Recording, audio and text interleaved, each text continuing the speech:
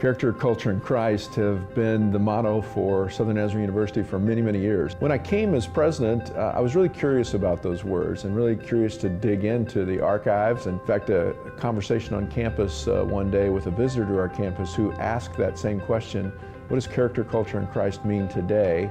These days, I like to talk about refining character. I think that we're all in process, and in those collegiate years, those years of a university experience, there's a great opportunity to refine character.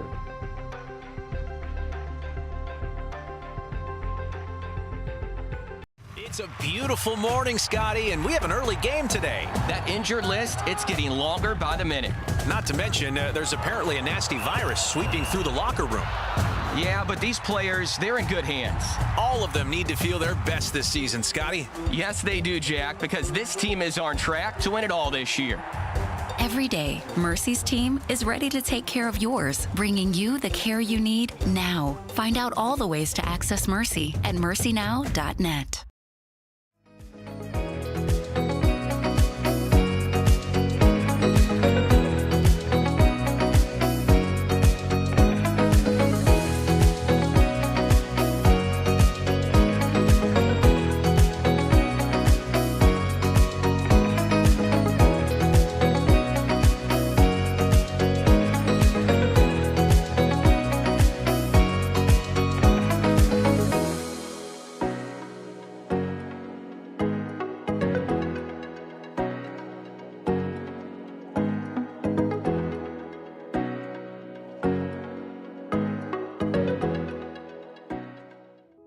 Renew is the University Counseling Center. We are located at 6710 Northwest 43rd Street, just north of the Webster Commons. Renew offers a variety of services, including individual counseling, couples counseling, and psychoeducational workshops. The first 5 sessions for students are free, and students will never pay more than $10 per session. Faculty counseling is just $40 per session. Renew is open Monday through Thursday from 9 a.m. to 8 p.m. and Fridays from 11 a.m. until 6 p.m. For more information, visit renew.snu.edu or email renew@mail.snu.edu.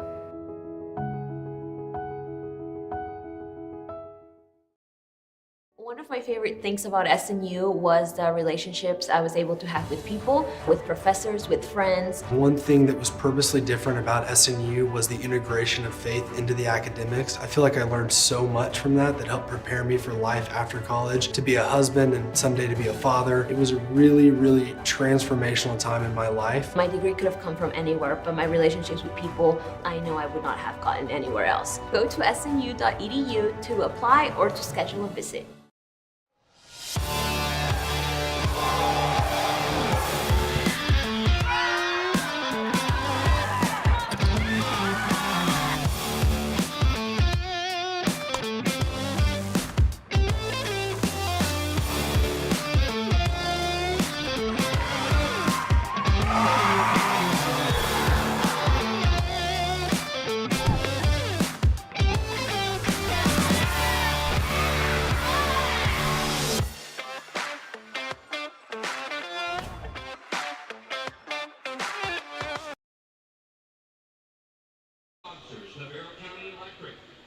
And welcome to Corsicana, Texas, home of the Funtown RV Heritage Bowl and home of history. For the first time since joining the Division II, Southern Nazarene University has entered a bowl game. Welcome to the postgame. Evan, it's honestly just a blast to be here. Oh, I know, Grant. It feels great. It feels great to be here, and I mean, it's history. Yeah, it is history, and we talked about it on the drive over. It took a couple hours, so a lot of talking went on, and just the fact that you step onto campus and Southern Nazarene University suddenly goes to a bowl game. Is it because of what you've done for the program? I wouldn't say that personally. It's because of me. I might have had a little bit to do with it, but not as much as you're trying to credit me for. Yep. I mean, this coaching staff, the players, They've earned it. This all started, years ago. You see a lot of commitment to the program and in both the coaching staff and the players, and that's really what got us here today. Yeah, and speaking of players that have made a big impact, Gage Porter, right? Porter. The name Gage Porter holds weight right now for the Crimson Storm faithful. That guy's going to come in today, may actually be looking to break a record, Evan. We were just looking at the bowl records for the Heritage Bowl, and the total yards was 549 set for by the rushing Central record. Oklahoma versus Tarleton State in 2017. 2017, what were you doing in 2017? I might have been in middle school. Middle school. Possibly. I don't know how many years ago that was. 5, 6, 7, 8. You know, counting is not my strong suit. But you look at the matchup here in front of you. You've got a Corsicana field that's beautiful, but you're playing Emporia State, the Stingers going down. That's what you hope to see, as you like to say.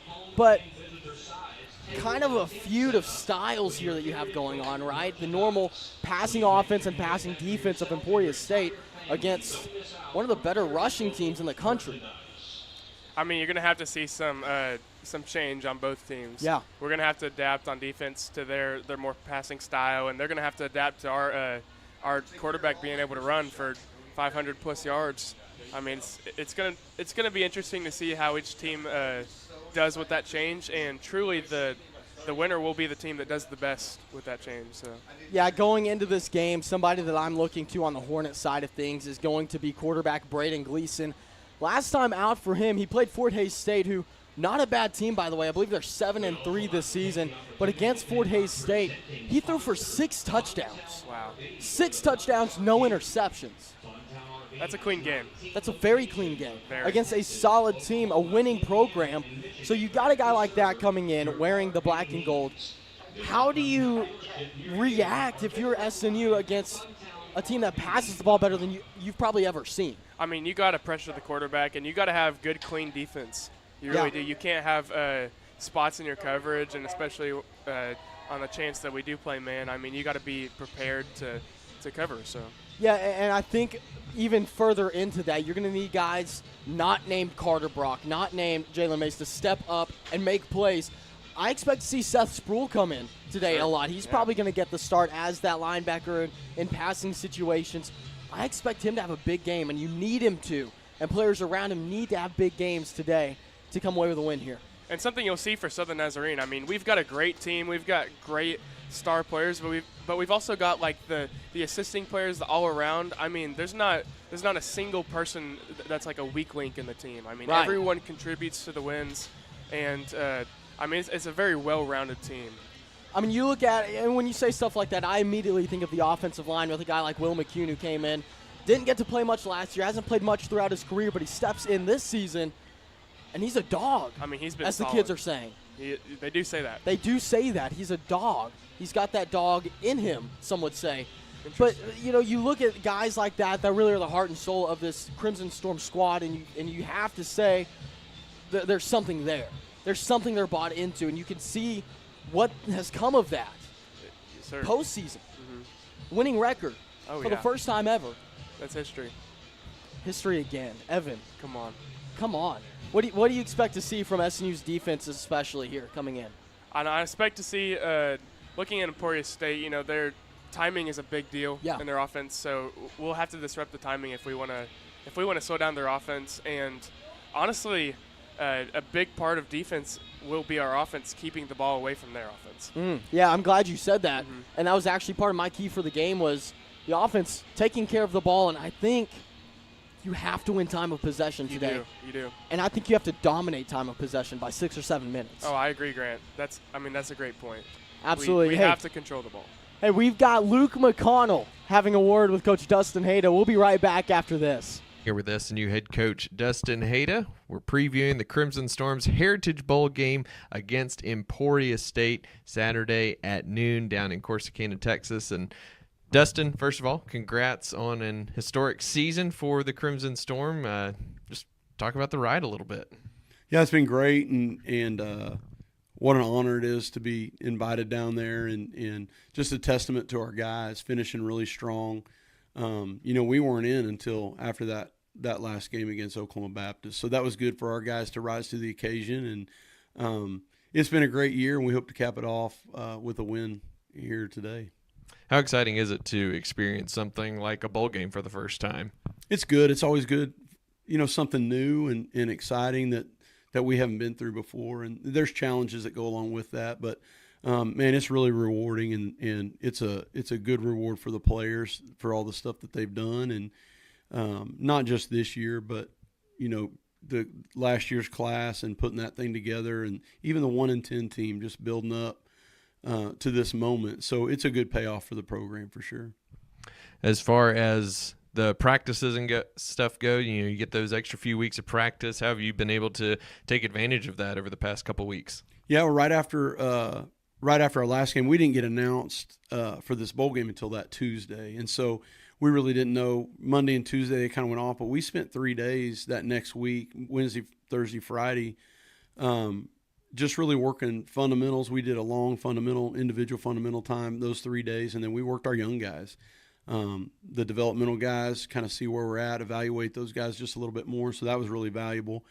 And then when we came back from Thanksgiving, we had that Monday and Tuesday, we had some game plan days. And then, so that was valuable. And then we've just started back up on this Monday. So we actually got a couple more days of prep for Emporia. But it's been good for the young guys and for us schematically just to get everything rolling. You're taking on Emporia State. First time, well, outside of the 2020 spring season that you guys have been able to face anybody besides GAC opponents. How exciting is that to face a new opponent, and what does Emporia State bring to the table? It is exciting. It's a little bit unnerving when you get out of your GAC comfort zone of guys that you've played 30 times and you know each other so well.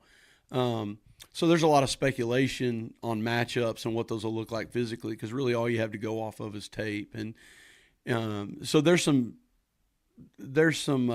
challenges to that, and just the not knowing. There's some challenges to that.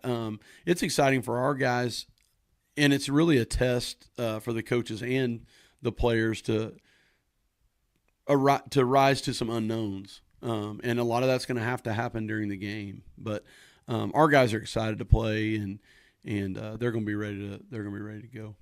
Emporia really airs it out, one of the top passing offenses in the country. How do you counter that with the defense? Well, Coach Indy's going to do a great job schematically of getting our guys in the right spot, and then it's going to come down to, particularly in their passing game, just we're going to have to cover and cover without penalty, and do some creative things to put pressure on a really, really good quarterback. And so that'll be the challenge. Matching their pace is a challenge, and we've tried to do as much practice towards that as we can, which is always tough. But I feel like we've done a good job in practice this week on the tempo side of things. So fast communication, and getting into the right spot, and then just executing when we're in those spots is going to go a long way into slowing them down. You've always, in our conversation, seemed a little more indifferent on getting out of the silo scheduling for the GAC. Has preparing for a new opponent kind of wet your whistle a little bit for maybe wanting that in the future? No, it hadn't. And from an administrative standpoint, it's a no-brainer to keep the conference how it is. It's a lot less complicated when it comes to who's playing who. There's a lot less gripe at the end of the year. Well, they didn't have to play them, and they had to play them, and they had to play them at home. And so, for me, I think the GAC's got a really good setup, and people can argue about the strength of the conference all they want, and that's a discussion that everybody can have. But it is what it is, and it works out really well for the schools that are in the GAC, and that's the reason it was formed, to be honest with you. And so I don't have any – I want to stay how it is, and I like it. It is exciting to do what we're doing now and play and prepare for another conference opponent other than ours. But, no, I haven't changed my opinion on that for sure. Earlier this week, Gage Porter named finalists for the Harlan Hill Award, just basically the Division II Heisman Trophy.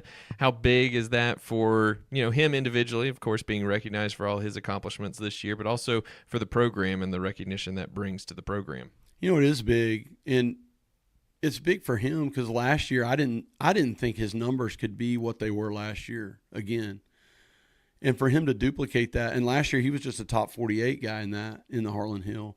although he was the regional player of the year, which is it's kind of confusing on how that worked. But so for him to duplicate those numbers again this year and really even add to them in the passing game is quite a testament to him personally and how he's competed this year. It's huge for the program. You know, we're a young D2 program. And so all this stuff is first for us. And so every time there's a first like that, it's just growth, and it's a promotion of the program, but it's also, you know, a furthering of what we're trying to get done as a program in Division II. And all those things are bonus and great. And he would be the first to tell you he wants to win games. And this is just some of the stuff that comes along with it. You obviously can't play football at this level without being a competitive individual, but how do you keep that fire and not allow the team to kind of feel like, hey, we made a bowl game, we've kind of arrived a little bit, and still go out and try to put the best performance on the field as possible on Saturday? Yeah, well, we've got a lot to play for. This is going to be the 100th win in the history of the school, and we've really carried that through all year. We've never won at Monticello. We did this year. We never won at Russellville. Did that this year. Never won at Ada. Did that this year. And so there's just a ton of most wins that we've had in Division II with 6 and hopefully to add 7. But so all those things we've talked about that all year. Now, of course, we've talked about it one game at a time, and this is what's in front of us. But this is one of those things. And so our guys are completely driven to play great football, and that's our quest. We just want to play great football. And to have another opportunity to do that is we're really fortunate. But nothing really changes as far as what we're trying to do. We want to play, you know, we're trying to play the perfect game and be excellent as we do that. So their mindsets haven't changed, and it's just another great opportunity to those guys. Any fun wrinkles you're going to pull out, since it is a bowl game after all?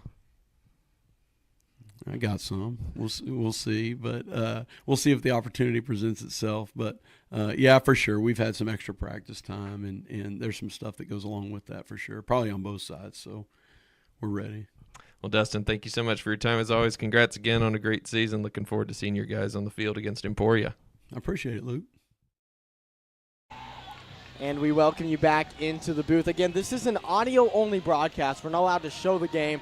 So if you want to hear radio, you're in the right place. But if you want to watch the game, you're in the wrong place. You're not going to get to see it, Evan. And isn't that just a shame? I couldn't have said it better myself. You are in the wrong place. You are. Get out. That's what he's trying to say. Now, hey, Evan, you brought up a point during the break as the band, oh my goodness, they're loud. The band, they're loud, aren't they? They're very loud. Emporia State, oh, they're less loud now. Hey, that's what we wanted. We're magic. Hey, you brought up a point during the break. It was the points per game for Emporia State, hanging right around the 40 mark, right? It is. So Emporia State, the exact number is 39.36. Opponents score 27.64. Yeah. And for SNU, it's very similar. It's 32.18, and an opponent's is 27.91. So it's a very, it's a very balanced game offense-wise. Yeah, offensively speaking, points per game speaking, not too different until you find the styles. Mm-hmm. And that's the thing that we're going to talk about. You're going to get probably about a 60 to 70% of the time you're going to see a pass play from Emporia State. They're going to push the issue. They want to go fast-paced, fast tempo. Southern Nazarene, it's like playing throwback football. It is. You're going to wait. So. You're going to, it's, what is it that Michael Scott, basketball is like jazz. That's kind of how we play football. Hey, it's just smooth jazz. Smooth jazz. Smooth jazz. I like it. Do you like smooth jazz? I don't love smooth jazz, but I like the quote. Oh, okay. But, okay. I was just thinking about like the teams on the matchup. I mean, you're looking. It's kind of old school versus new school. I mean, you have in this West Coast kind of passing with Emporia, you're going to see a lot more touchdowns, and that's reflected in their points per game. So. Yeah, and really, this is, I think, one of the more, for lack of a better term, hyped up matchups in the postseason this year for D2, just because they're both so entertaining teams, but for different reasons. You're going to get a lot of big hits, a lot of broken tackles from Southern Nazarene as they come out of the tunnel in those clean, all-white uniforms. Man, they look good. Man. White out over there on the far side. Again, Southern Nazarene going to be the away team in this matchup, so they're on that far sideline. Emporia State wearing the black and gold with white pants on the near sideline. Evan, there was a pep rally, I hear, for Southern Nazarene last night. There was. Were you there? I was not. I could not be there. I was too busy trying to get checked into a hotel. Hey, it happens. It does happen. You have to get checked in. Do you have to be 21? No. So I've heard. No. But I don't know if that's so true. If you know what you're doing, you don't. So true. So, Evan, what are your keys to the game coming into today? Can you expound on keys of the game for the, listeners? Yeah, for the new listeners. What is it going to take for Southern Nazarene to come out and perform well? I mean, we kind of touched on it earlier. You're going to have to keep your offense on the field, and you're going to have an answer for their long balls. It comes down to good coverage and a productive offense. We kind of discussed how we might not have an answer at first for what they bring out, but we need to be able to still be productive without having a game plan. So, absolutely, and if I'm Emporia State and I come into a game like today, I'm telling my offense, hey, we have to be perfect. You have to be perfect. Hey, let's take a quick commercial break and be right back after this.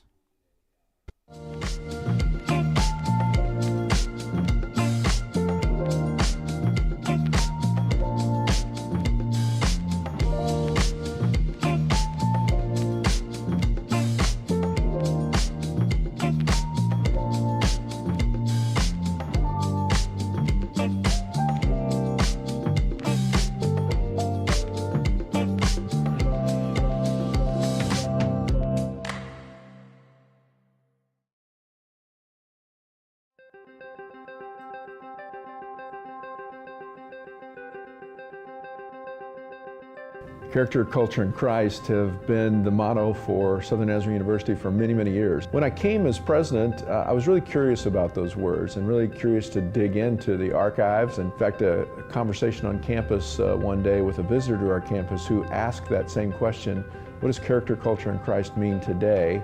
These days I like to talk about refining character. I think that we're all in process, and in those collegiate years, those years of a university experience, there's a great opportunity to refine character.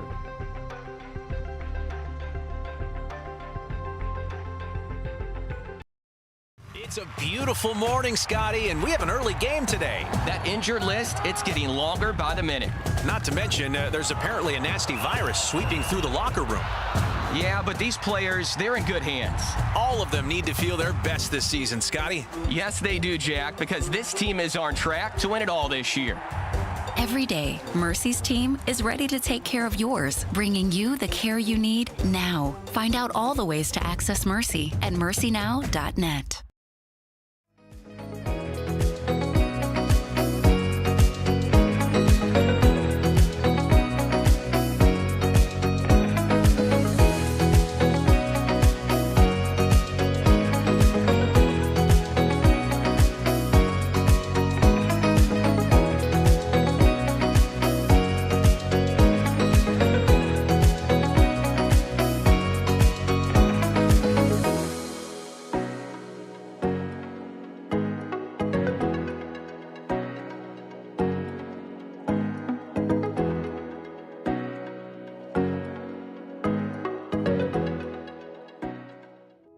Renew is the University Counseling Center. We are located at 6710 Northwest 43rd Street, just north of the Webster Commons. Renew offers a variety of services, including individual counseling, couples counseling, and psychoeducational workshops.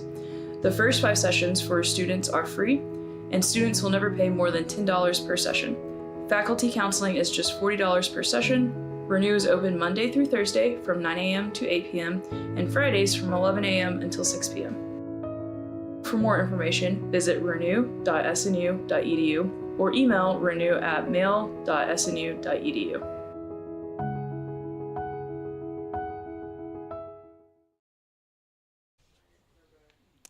And we are back here again, Corsicana, Texas, out in front of us. We are no longer in Oklahoma. Man, it was a long drive, wasn't it? It was. About 4 hours for us. A little bit longer for Emporia. I hear is around 8 to 10 or something. something long like that. But I'm glad we didn't have that. Yeah, no, you're exactly right. We cut that in half. We did. We cut that in half, so that was a big win for us. It was. Winning early, man. Winning early. You'll take any win you can get, especially on a long road trip, in which we nearly waited 2 hours in a hotel lobby. We avoided that. It was about 10 minutes. Yes. I mean, I'm sure it probably felt a lot longer if you were being impatient. Are you talking trash on me right now? No, that wasn't a jab at all. Oh, no. okay. Let's watch some football, man. I cannot wait to watch some football for the first time ever, postseason football. Really? For Southern Nazarene since joining D2. I can't get over that. I don't know about you, but I can't get over that. It does roll off the tongue, Grant. It's nice to say. The postseason. The postseason. The postseason. The postseason. Hey, we've been here before. Just kidding. Act like Just kidding. we can Gentlemen, congratulations on being here. Have a special coin. The Heritage Bowl is the heads.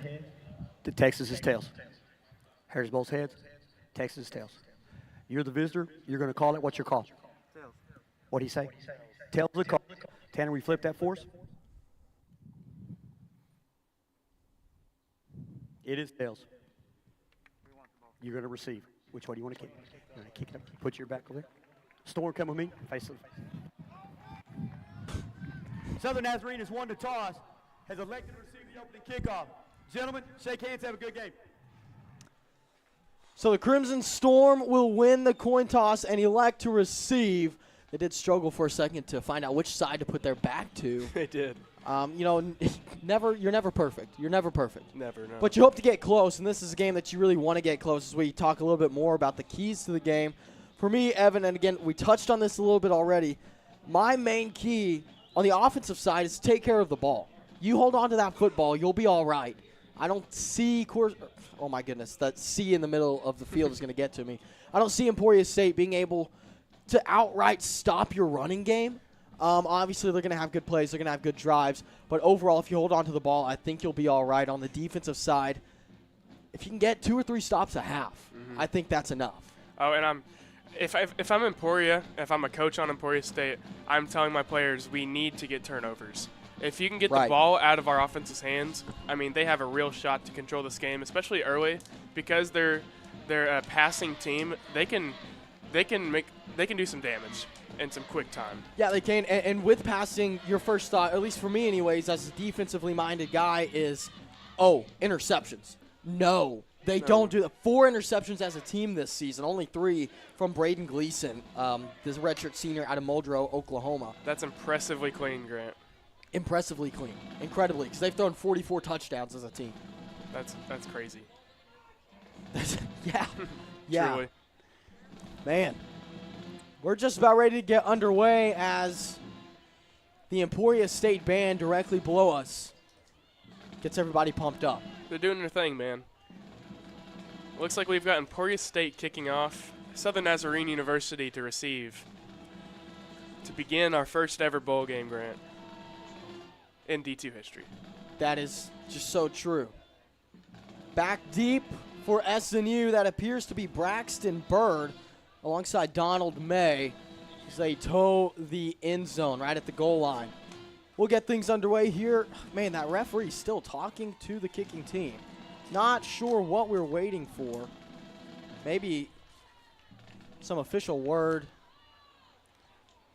As there's somebody down here in a bucket hat speaking to a referee. Now we're ready to go. Now we're ready to go. Must have been something that is above our pay grade. Must have. It is 12:04 p.m. here in Corsicana, Texas. Home of the Corsicana Tigers and the Funtown RV Heritage Bowl. Again, I'm Grant McNew. That's Evan Rader. In the flesh. We'll be here all afternoon bringing you the action. Kicking off for Emporia State, that is Caden Dodson. As he sends it deep, this one going to be returnable. That's picked up. Southern Nazarene gets a block early, nearly got through the first line, was Braxton Bird, and with that, we'll get our first look at SNU's offense, led by Gage Porter. And they'll start on their own 20-yard line, Grant. Yeah, not really a bad spot to be, honestly. When you think about what your goal is as an offense, you want to drain that clock. So true. I mean, normally you'd like to see a good return get back to at least 25-yard the 25-yard line. But I mean, you are right. That's a great point. If we're wanting to eat up time, I mean, we want to be as decently far back as we can. We don't want to be pinned back, but right. I know what you're saying. Porter comes in the shotgun. Twins to his left, one out wide right. He's got a tight end in the formation. Robertson in motion. Porter going to hand it off to Asa. He'll make a move. Looks like he got pushed out of bounds after about a 3-yard gain on the left side. Asa Robertson able to find a little bit of a crease. Thought he might break free for a moment there. Again, SNU wearing the all-white coming into today. We haven't seen that this season, at least not at any home games. We have not. But getting it here, man, it's nice. It's a treat. Twins right, one down to the left, one man in the backfield with Porter. And keep in mind, Grant, Emporia State is not used to this slow playing. I mean, their whole conference is quick. Porter's going to keep it himself. Fake the handoff. Porter. Gage got a lane. Gage Porter, a block on the outside. He makes a move, breaks the tackle. Gage Porter down right, shy of the 30-yard line. He runs to the left side. It breaks wide open. Gage Porter, that's how you start things off. Gage Porter early, running hard. He's brought down on the 32-yard line of Emporia State. Gage Porter gets a first down and then some as he sets up the offense again and again. Even after a big play, you're going to take your time, come out. How about this? How about this formation? Very loaded backfield, Grant. You got 3 in the backfield. Porter takes the snap. He's going to quick hand it off to the right side. Running is Fellows. Fellows towards the sideline, gets punched out. They'll give him the 28. Around a 5-yard gain for Fellows. 2nd and 6 coming for the Crimson Storm. A short 6. Game clock running. Southern Nazarene will take their time. Coach Dustin Hayda, not a guy that really shies from what he wants to do. Not at all.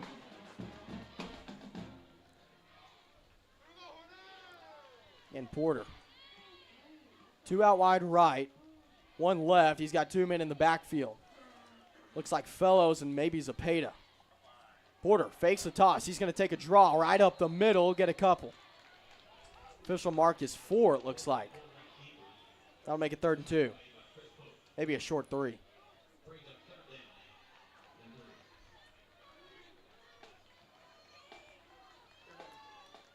Evan, how about that play? You fake the quick hitter to the right side and take the draw up the middle. I mean, quite a bit of misdirection going on. Trying to take advantage of some cheating eyes in the Emporia State secondary. And I like it. I like what's going on. Porter, quick toss right side. That one going to fall to the turf. Randall can't drag it in. Will they roll it a fumble? They will not. They'll call it incomplete. It was nearly a fumble on that screen pass to the right side. That brings us to 4th and short. They'll call it 4th and 3. Gage Porter and Cruz still out on the field. We don't really expect to see very many field goals in this game. 2 very aggressive offenses. Very. Porter in the shotgun. Especially this early in the game, I don't see why not. Just go for it. Porter. He's going to keep himself up the middle. He's got a blocker. Porter bounces it outside. Gage Porter, 10, going. 5. He's into the end zone. Touchdown, SNU. Southern Nazarene Crimson Storm will lead it 6-0 as Gage Porter takes it in to the left side corner of the end zone. How about that? SNU the first to find the end zone. Gage Porter in a big-time block up the middle. I was unable to see who that was.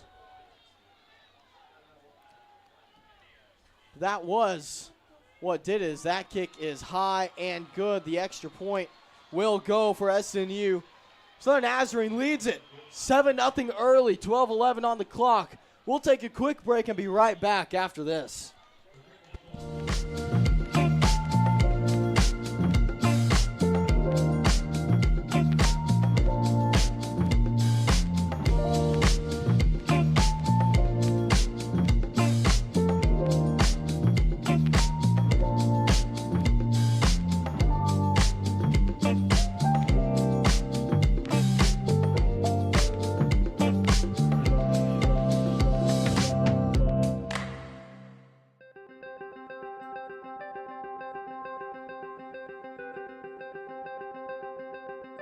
Character, culture, and Christ have been the motto for Southern Nazarene University for many, many years. When I came as president, I was really curious about those words and really curious to dig into the archives. In fact, a conversation on campus one day with a visitor to our campus who asked that same question: what does character, culture, and Christ mean today?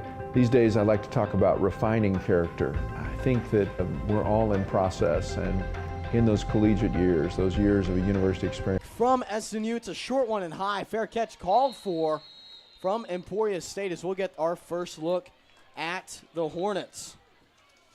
Evan, again, a high-powered offense coming into play for Emporia State.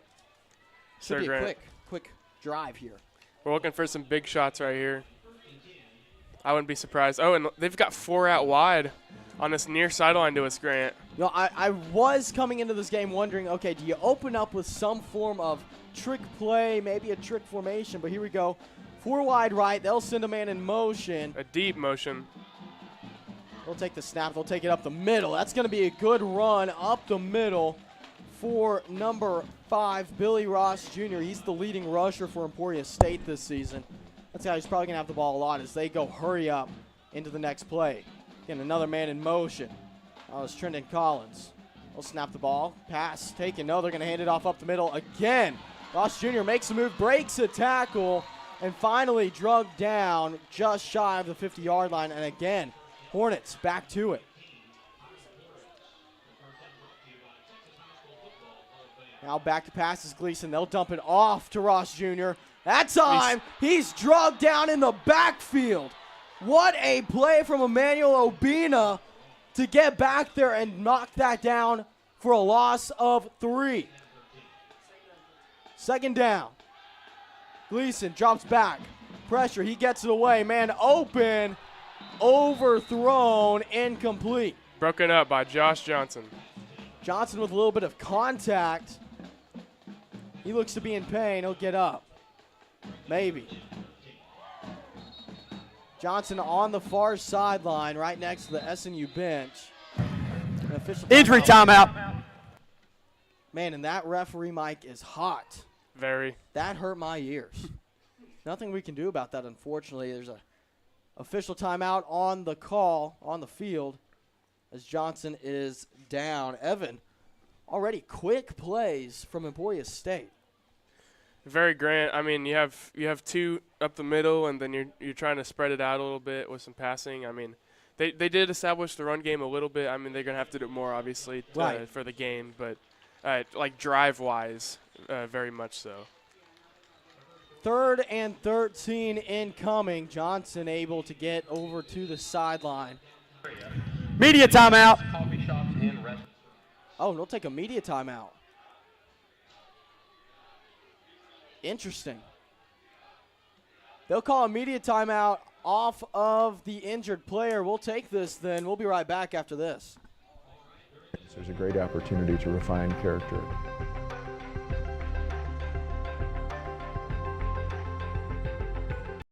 It's a beautiful morning, Scotty, and we have an early game today. That injured list, it's getting longer by the minute. Not to mention, there's apparently a nasty virus sweeping through the locker room. Yeah, but these players, they're in good hands. All of them need to feel their best this season, Scotty. Yes, they do, Jack, because this team is on track to win it all this year. Every day, Mercy's team is ready to take care of yours, bringing you the care you need now. Find out all the ways to access Mercy at mercynow.net.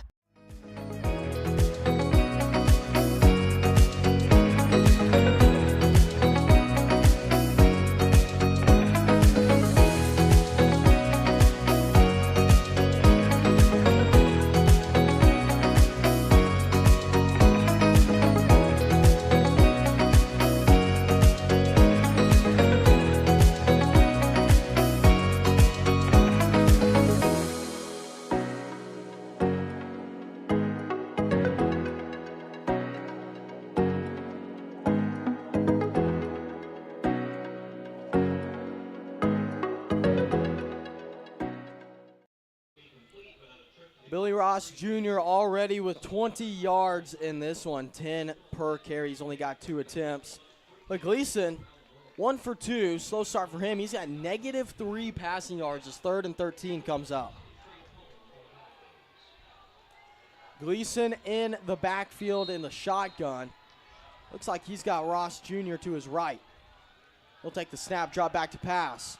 Plenty of time. Quick hitter towards the flat, and that one is drugged down quickly with no trouble. That appeared to be Holden Hill, who got there and brought him down. Right around the original line of scrimmage, 4th and 10, and an early punt from the Hornets. Evan, at this part of the field, and knowing Emporia State, is there a chance of a fake punt right here? I wouldn't bet on a fake punt right here. I mean, this early in the ball game, maybe not. Not this early in the ball game. I mean, there's no reason to be freaking out if you're Emporia State. It will be a true punt. Backspin put on it. Fair catch called for right about the 10-yard line. They may give him the 11. And Gage Porter and company ready to come back out onto the field momentarily. Again, SNU up 7-0. And we talked about it pregame, Evan. 1 or 2 stops and a half, and you're feeling good about your defensive performance, maybe 2 or 3 stops. Well, there's an early one on the first drive. I mean, the ball does seem to be rolling SNU's way. We don't want to jinx it, but this is a great start if you want to win this game, which you do. And yes, you do want to win. You do want to win the game. That is a good point. Porter in the backfield. He'll come out in the shotgun.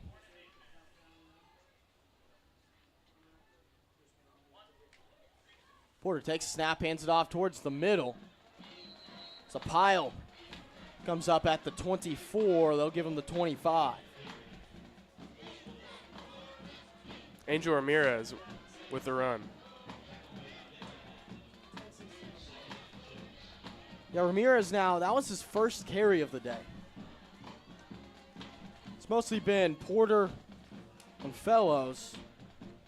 Actually, Robertson started the game with a sweep. So 2nd and 6 incoming. In the first drive, Grant, we saw we saw SNU utilizing a lot of motions and misdirection, and I wouldn't be surprised if we saw more of that the rest of this game. Porter with 2 out wide on each side. He's going to send Robertson in motion, give it to him. Asa breaks a tackle, the spin move. He will get tripped up and fall. They may give him enough for the first down right at the 21. Depending on the spot. Yes, they will. First down. That was a nifty spin move. It was.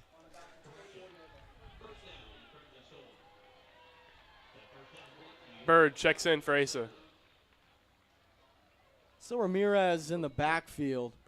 Porter, again, a slow call from the sideline to come in with the play. We approach 9 minutes to play. Correction. Braxton Bird checks in for Aaron Fellows. Got a bit of a stack. Robertson in motion again. Porter will keep it himself. He'll fake the toss. Ball's on the ground. Hornets think they have it. Inside SNU's 20. Waiting on the call from the referees. I have a bad feeling about this, Evan. Still no call.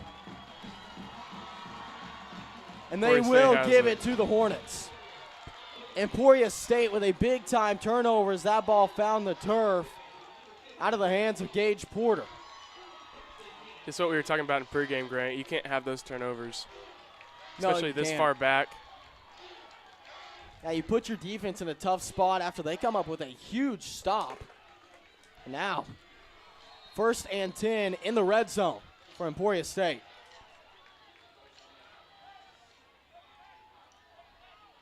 Hornets send a man in motion. Quick pitch. They'll give him the pop pass towards the right side. He's got space.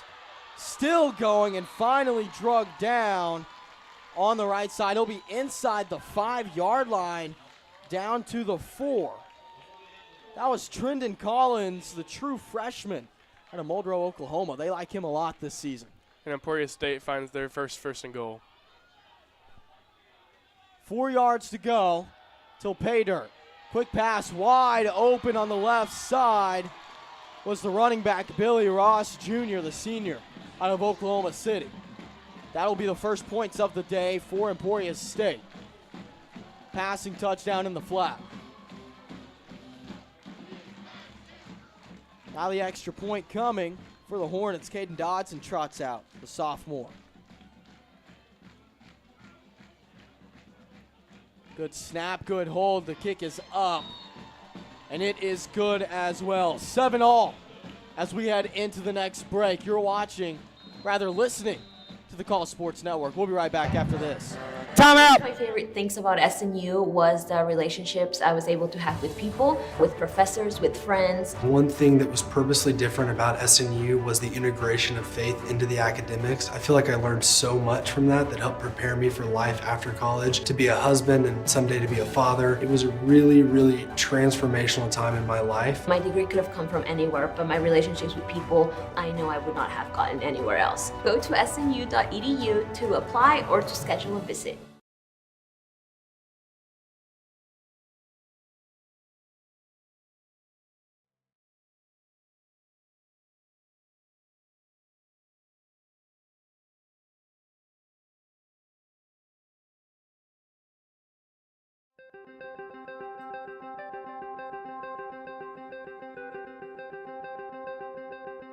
Character, culture, and Christ have been the motto for Southern Nazarene University for many, many years. When I came as president, I was really curious about those words and really curious to dig into the archives. In fact, a conversation on campus one day with a visitor to our campus who asked that same question: what does character, culture, and Christ mean today?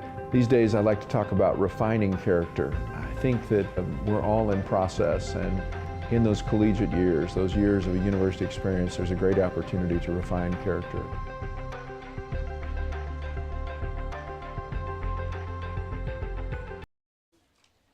Well, it was the turnover that set up that score for the Hornets. Evan, we talked about it.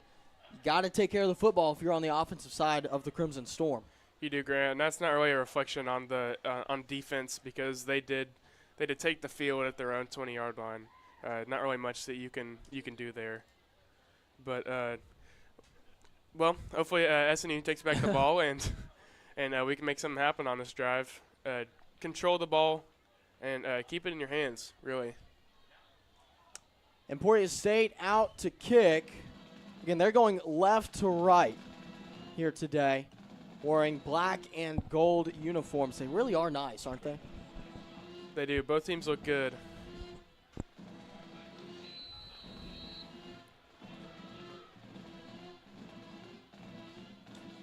Again, kicking is Caden Dodson. He's really done all of the kicking for the Hornets so far today, just a sophomore.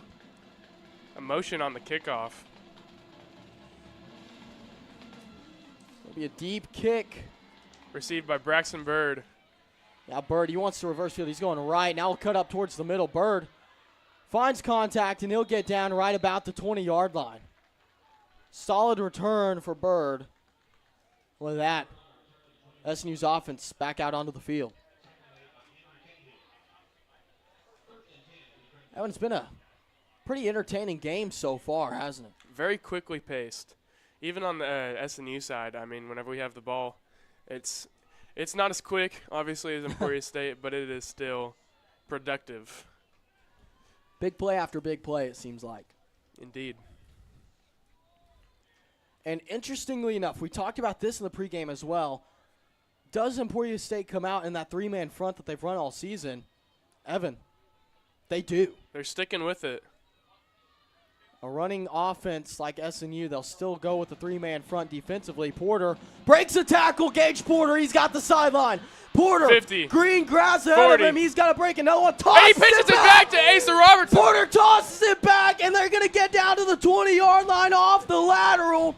Gage Porter finds Robertson down the field. Are you kidding me? What a play by Porter and Robertson. Backyard football at play in Corsicana.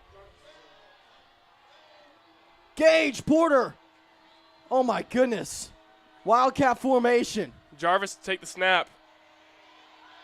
Jarvis breaks a tackle in the backfield. He's still under pressure. He's going to throw it away. Wise decision. Good play from Jarvis as Porter. See how playing receiver there.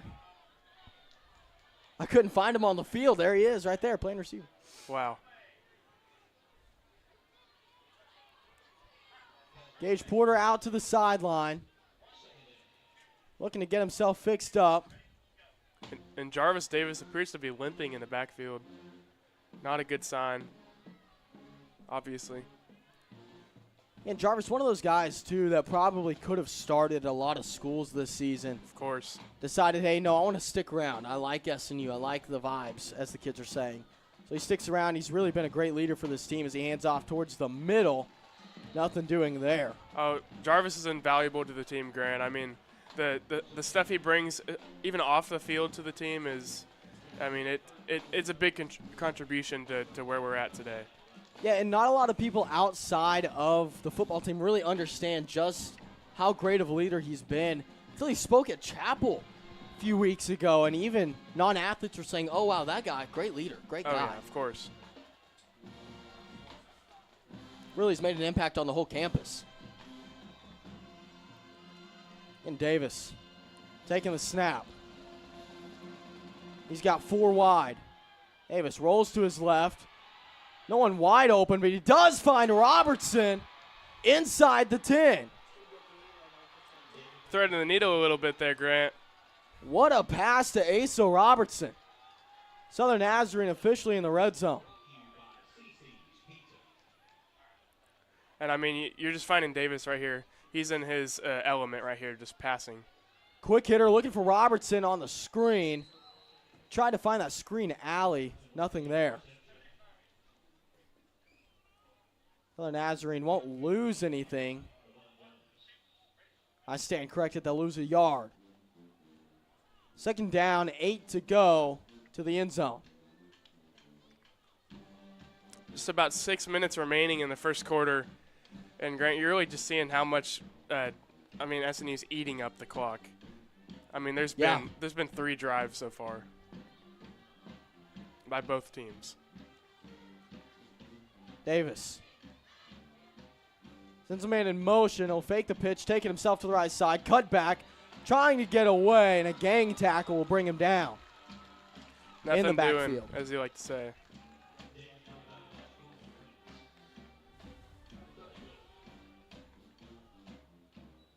Again, Gage Porter still on the sideline.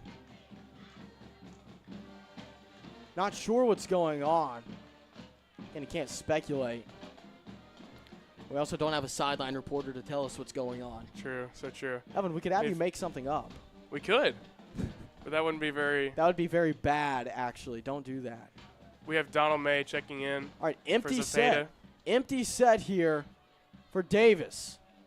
Trips to his right, to left. He'll drop back. He's going to take a draw up the middle. And nothing doing, really. He'll get a couple, but incoming is 4th down. We may see the field goal team walk out. Some solid coverage in this Emporia State secondary, Grant.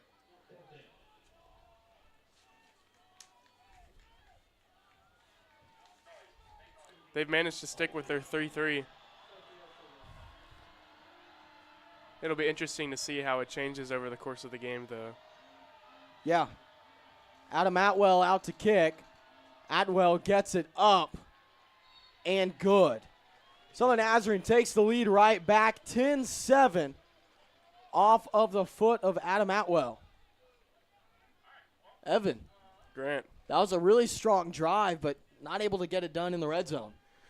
No, it's I think it's Bill Belichick, the strategy of they can go anywhere they want in the middle of the field, but once they get in the red zone, that's whenever you start shutting them down, and that's kind of what you saw there. And, I mean, it's a great strategy. I mean, obviously it worked a little bit. We're still up ahead by field goal. And the other thing, too, you talk about the defense of Emporia State. You lose Gage Porter on the offensive side, and Davis comes in, still does a wonderful job. He's a good quarterback, but he's built more like what Emporia State is used to seeing. They're not used to seeing Gage Porter just try to run people over just because he can. Mm-hmm. Instead, they see a good arm, a quick runner. That 3-man front helps him out a little bit more there.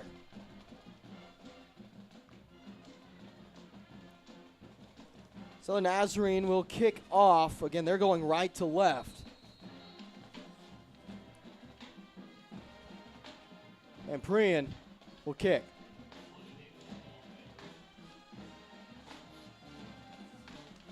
Two guys back for the Hornets. They'll hang around the 10-yard line. It's like Kingsley Bennett and Jordan Clay. Another high kick towards the right side. No fair catch called for as that one is caught by number 32, Jack Petz, the redshirt senior out of Lenexa, Kansas. He'll get a couple extra before he's pushed out at 36. Southern Nazarenes really liked those kickoffs all season. That sky, they have almost pooch kick. It's worked well in a lot of instances. Braden Gleason sends a man in motion. Pop pass from left to right. Laundry on the field. Tyler Common with the ball. He'll get down just shy of the 40. But like you said, flag on the play. We'll get to hear what it is. It's going to be loud. Offsides. On the defense, number 44. That penalty decline. Result of the play, first down. So an offsides called against Southern Nazarene. Obviously going to be declined as Gleason steps back up. Quick snap again. Gleason takes it, fakes the handoff, fakes the pass. He's got a Statue of Liberty now around to the left side. Running that ball, that's number 24, Kingsley Bennett. Bennett finds the sideline, and he's inside the 20. Right at the 19 is where he will run out of bounds. Kingsley Bennett came in. Man, he had some blockers on the Statue of Liberty. You don't see that very often. You don't. Especially not when you're running outside. Interesting. A lot of misdirection by both teams. Gleason rolling right. He's got a man in the end zone and right in the breadbasket of Ethan Schultz. I mean, that was a beautiful pass. If it's anywhere else, it's incomplete or intercepted. That time it's a touchdown on the right side for the Hornets. 13-10 with the extra point incoming. Dodson out to kick.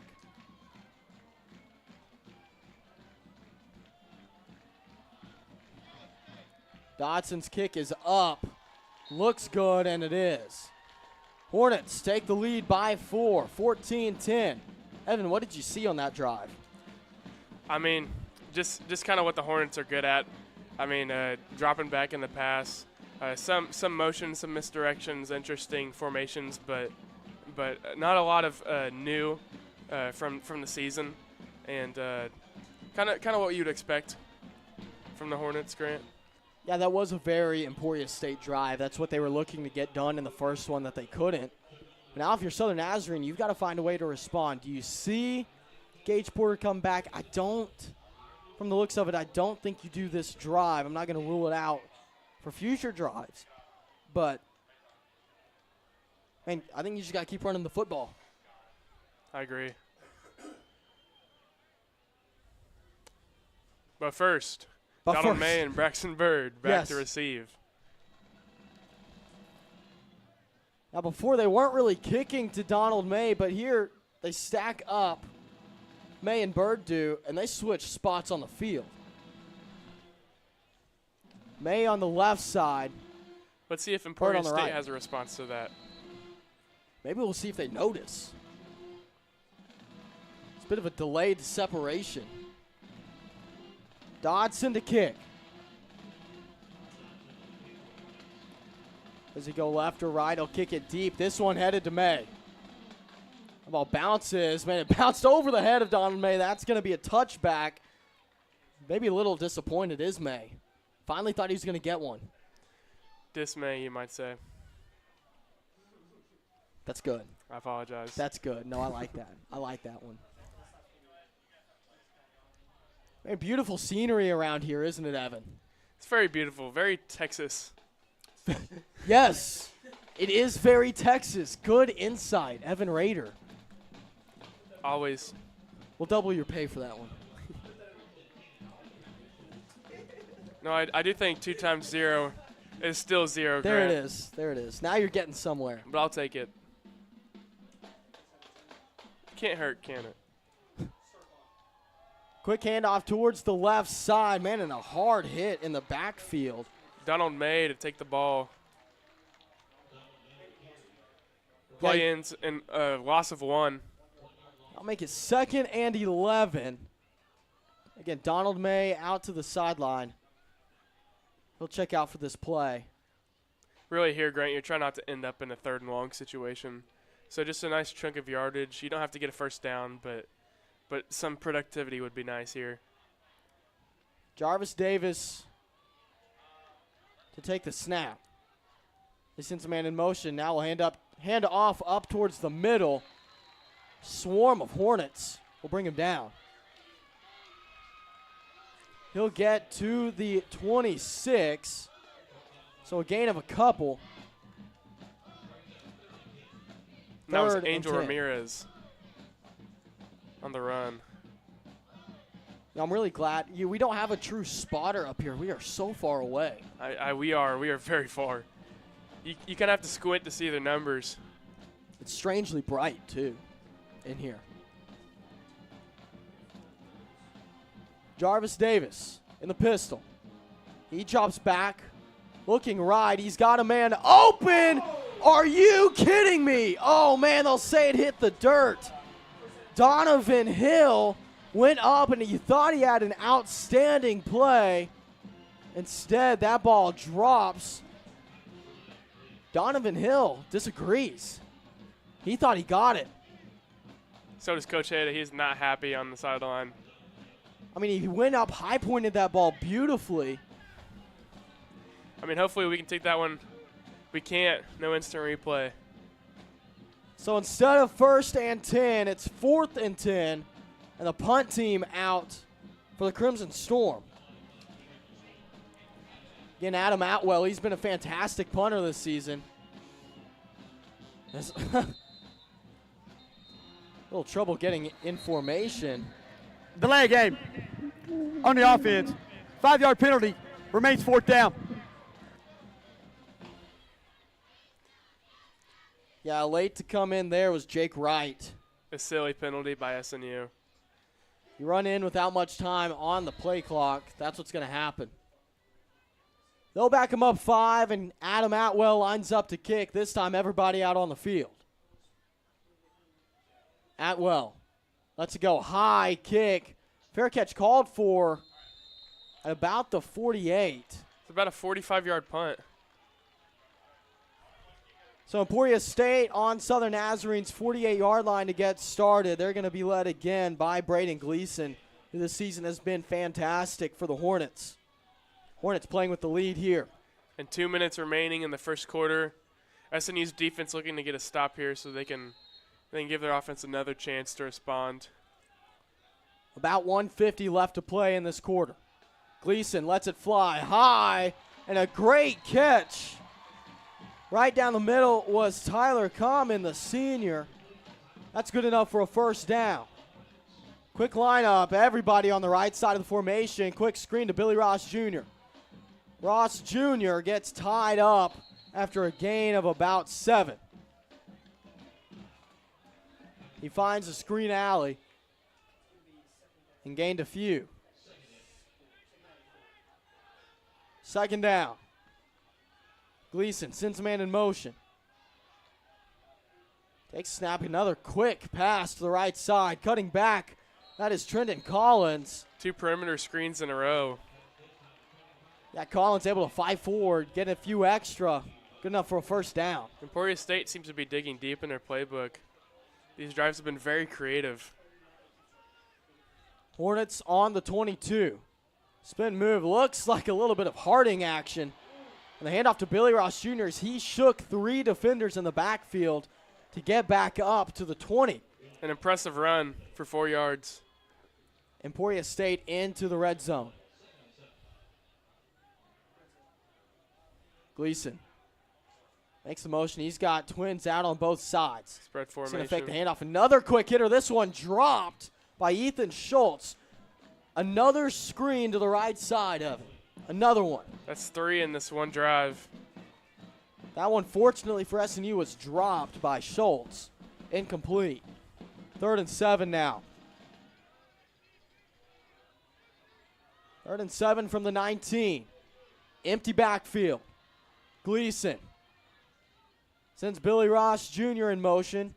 Ross will join him in the backfield. Another fake snap trying to get SNU to jump offside. Couldn't do it. They'll reset. Here we go. Gleason takes the snap, fake handoff. He's got a man towards the corner. Ball is up in the end zone. Incomplete. Great defense by Holden Hill. Holden Hill in coverage. He was on an island in the end zone. He got his hands up just in time. Great defense. Boy, he looked like Rondé Barber out there. And now we're going to bring up a 4th and long. Yeah, and a field goal. 4th and 7 from the 19. They'll opt to go for the field goal. A 37-yarder if it's good. And it is. Caden Dodson, the sophomore, will score 3 for Emporia State. With that, we'll take a quick break and be right back after this.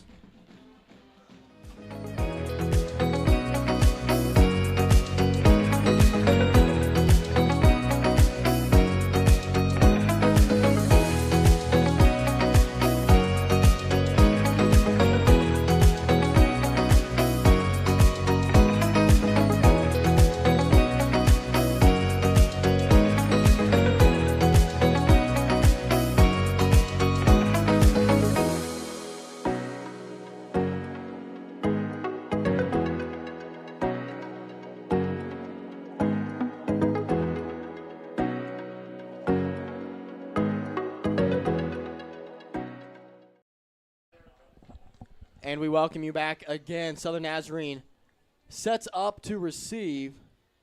That'll be Donald May and Braxton Bird back again. Evan, you give up 3 if you're SNU's defense. I think you can accept that given the drive that you just had. It's true, Grant. You remain within 1 possession of Emporia State if you're SNU, and that's not a bad place to be, especially late in the first quarter. I mean, you've got plenty of time to make something happen. I have a feeling we'll see Gage Porter in this drive. Following the punt, now Emporia State kicking off. This one will reach the end zone. Going to be returned by May. May taking it to the right side. He's going to have to break a tackle. Can't do it. He's brought down at the 10. We'll see what comes of this. More importantly, who comes out and plays quarterback? It's a big question. I'm seeing Porter on the field right now, so I'm assuming, deductive reasoning, Grant. We've seen a lot of instances where Gage Porter plays through pain. This could be another one of those times. Hopefully there is no pain. As Gage Porter walks out onto the field, he will be taking the snap. Porter with 2 in the backfield, 1 to his left, 1 behind him. Man in motion. Gage will hand it off up the middle. Believe that was Carlos Zepeda. And it was on the rush. Correct. He'll gain 4 on the rush, make it 2nd and 6 as we end the first quarter. 17-10.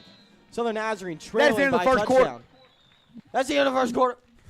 We'll be back right after this. It's a beautiful morning, Scotty, and we have an early game today. That injured list, it's getting longer by the minute. Not to mention, there's apparently a nasty virus sweeping through the locker room. Yeah, but these players, they're in good hands. All of them need to feel their best this season, Scotty. Yes, they do, Jack, because this team is on track to win it all this year.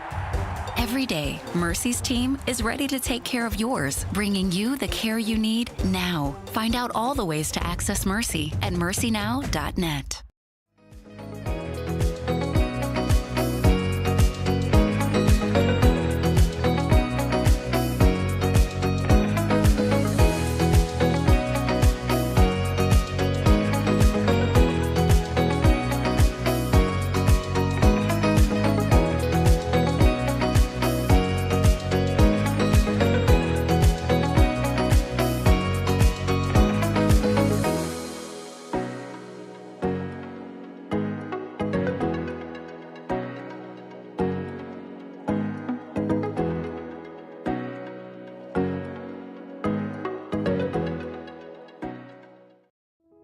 Renew is the University Counseling Center. We are located at 6710 Northwest 43rd Street, just north of the Webster Commons. Renew offers a variety of services, including individual counseling, couples counseling, and psychoeducational workshops.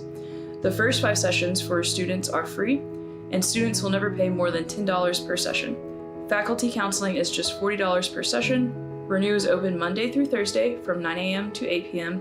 and Fridays from 11 a.m. until 6 p.m. For more information, visit renew.snu.edu or email renew@mail.snu.edu.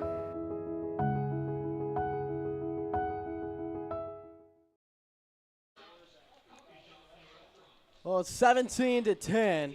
Southern Nazarene trailing by a touchdown, but Evan, after that quarter, I feel like the Crimson Storm's still feeling pretty good.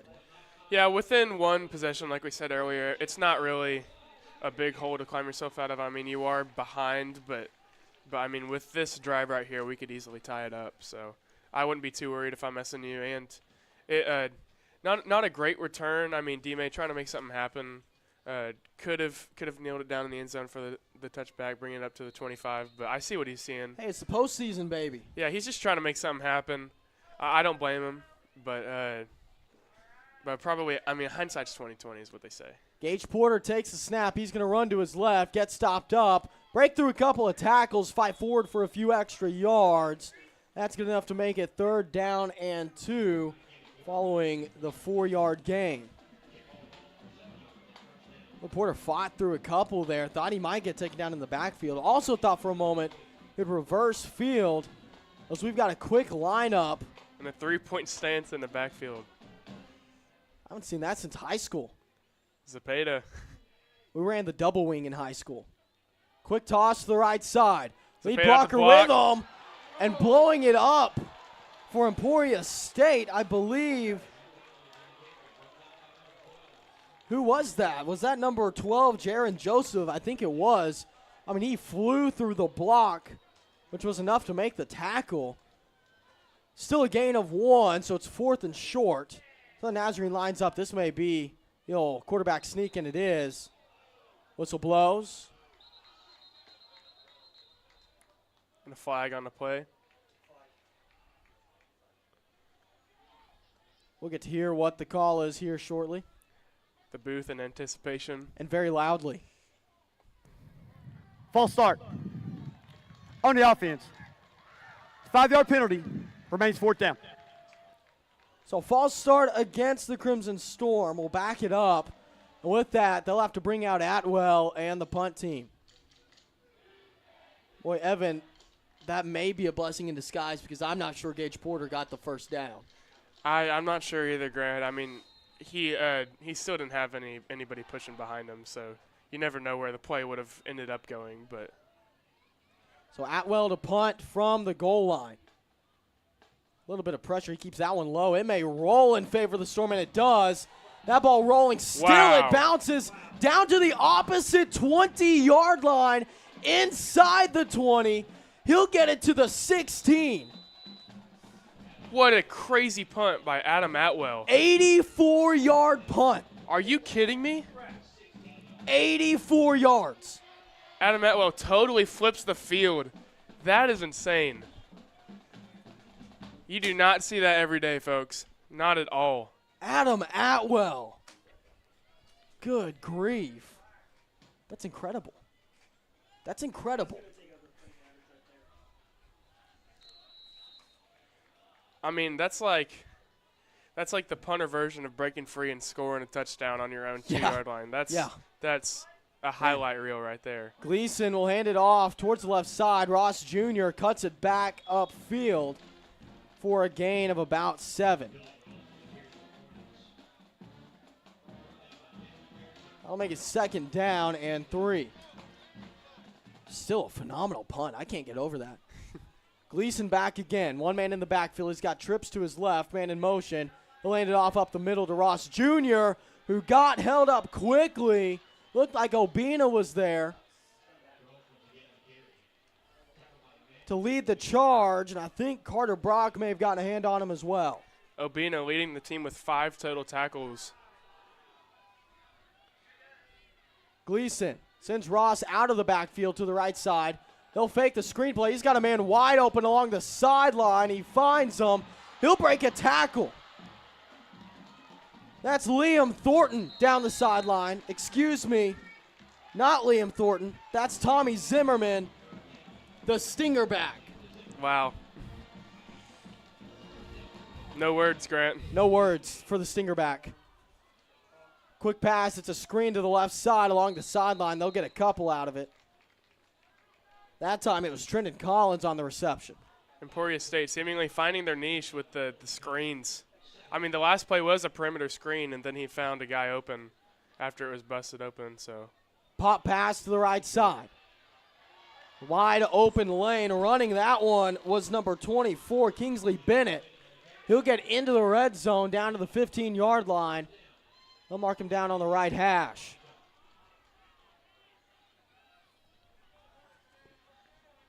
Braden Gleason again.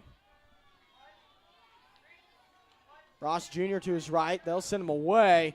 Quick hitter towards the middle and a quick slant that time for Emporia State. It was Ethan Schultz. He'll get him inside the 5 down to the 4. A lot of quick plays, Evan. And you're seeing Emporia State quickly closing the 84-yard gap. Yeah, it took no time whatsoever. None at all. They need 4 more. It's first down. Still in the shotgun.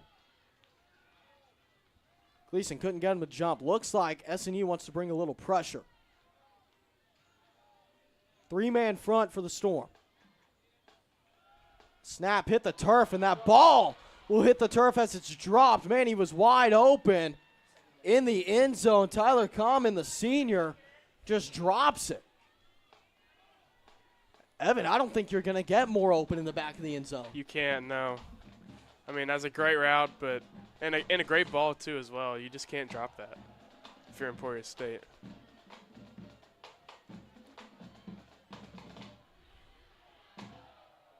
Gleason trips right, takes a snap. He looks to his right.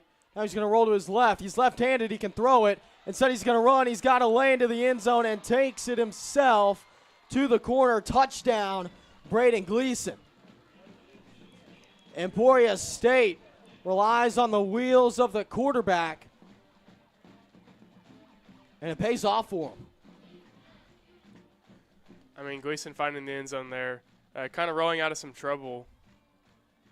And that was some great coverage by SNU, and kind of just proving that, I mean, Emporia State can make something out of nothing, just like we can with our quarterback, Gage Porter. And they find the uprights.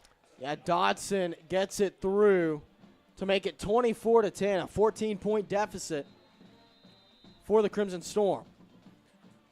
Timeout. Media timeout coming. We'll take it with them. Hey, you're listening to SNU football. We'll be right back after this. One of my favorite things about SNU was the relationships I was able to have with people, with professors, with friends. One thing that was purposely different about SNU was the integration of faith into the academics. I feel like I learned so much from that helped prepare me for life after college, to be a husband and someday to be a father. It was a really, really transformational time in my life. My degree could have come from anywhere, but my relationships with people, I know I would not have gotten anywhere else. Go to snu.edu to apply or to schedule a visit.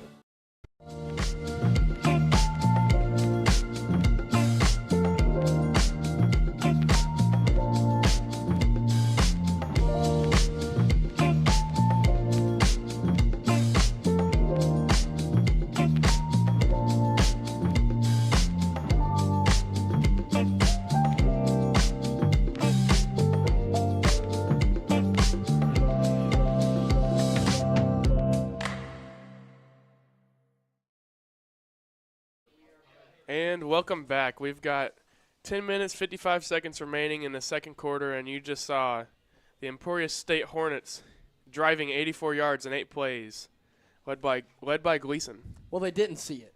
They didn't see it. No, but you heard it. They did hear it, yes. Again, 84 yards off of an 84-yard punt, by the way. Adam Atwell. Just another pat on his back, I guess. I don't know. Emporia State, again, leading 24-10. It's a 2-touchdown deficit. But 10:55 left in the second quarter. Evan, You got to get something going if you're the Storm. You do. You've got to respond to the 2 touchdowns that, I mean, you can't just leave them on the board, obviously. Obviously. And sooner is better than later, especially since your offense does take a little bit longer to get down the field.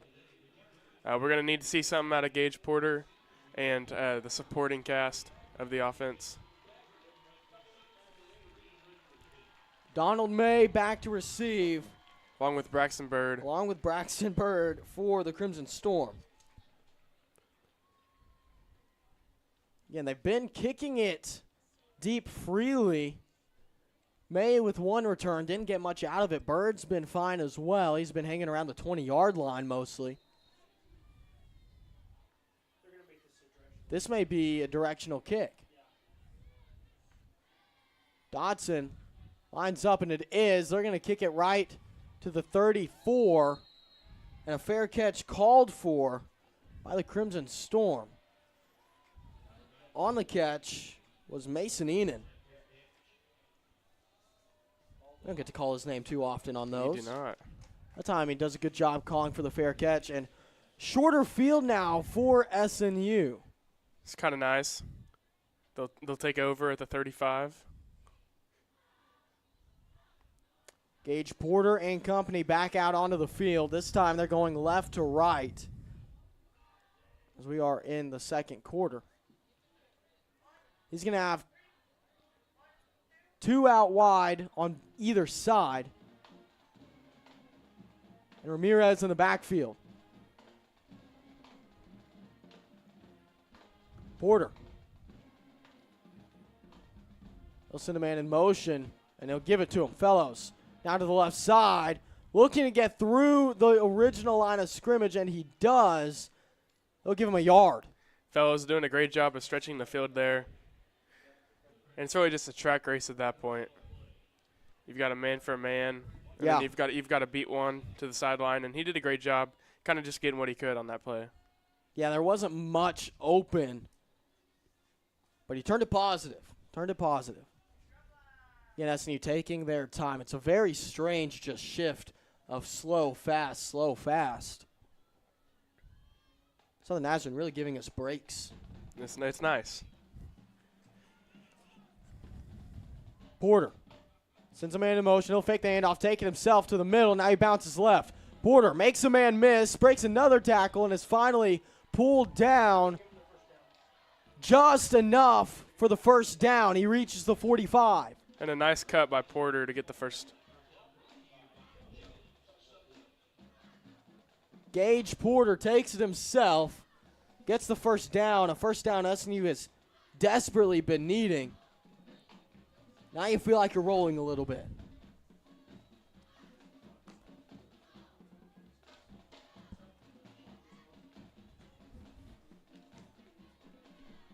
Porter with 3 in the backfield. Robertson to his left. Fellows to his right. And I believe Ramirez behind him. You would believe, right, Grant? You would believe. Porter opts not to give it to Robertson. Takes it himself. The entire defense went to the right side with Porter. And it's hard to blame him, those split-second decisions. Yeah. I mean, you're going to make mistakes, but it's really just what you can make out of the play. Still got a couple. 2nd and 8. That's what's crazy about Gage Porter. Even when they do swarm, he's going to get something. So true, Grant. About 8:50 left here in the second quarter. Southern Nazarene from their own 47. Porter gets Fellows moving. I'll drop back to pass. Porter going to need to roll out to his left. Lets it fly. He's got a man nearly intercepted. In and out of the hands of the defense.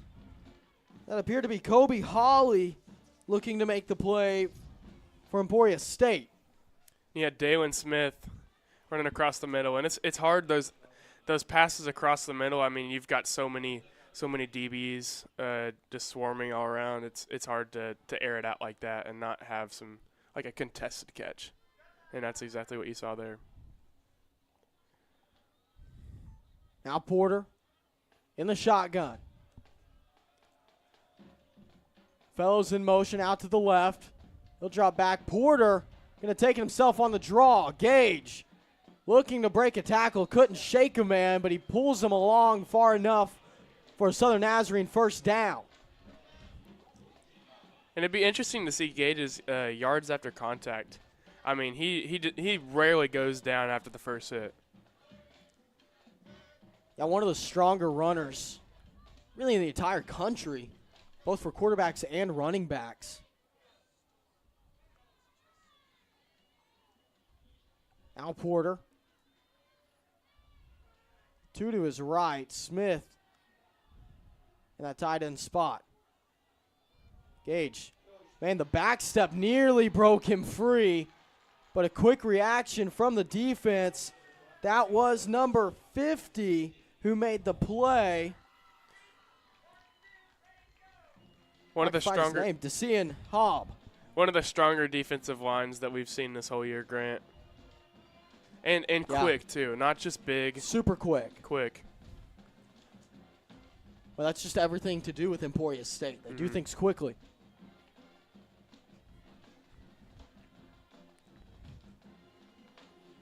Now Gage Porter and crew line up again. 2nd and 13 from the right hash. Gage fakes the handoff again, running up the middle. He'll gain a couple. I'll make it 3rd down. 3rd and 11.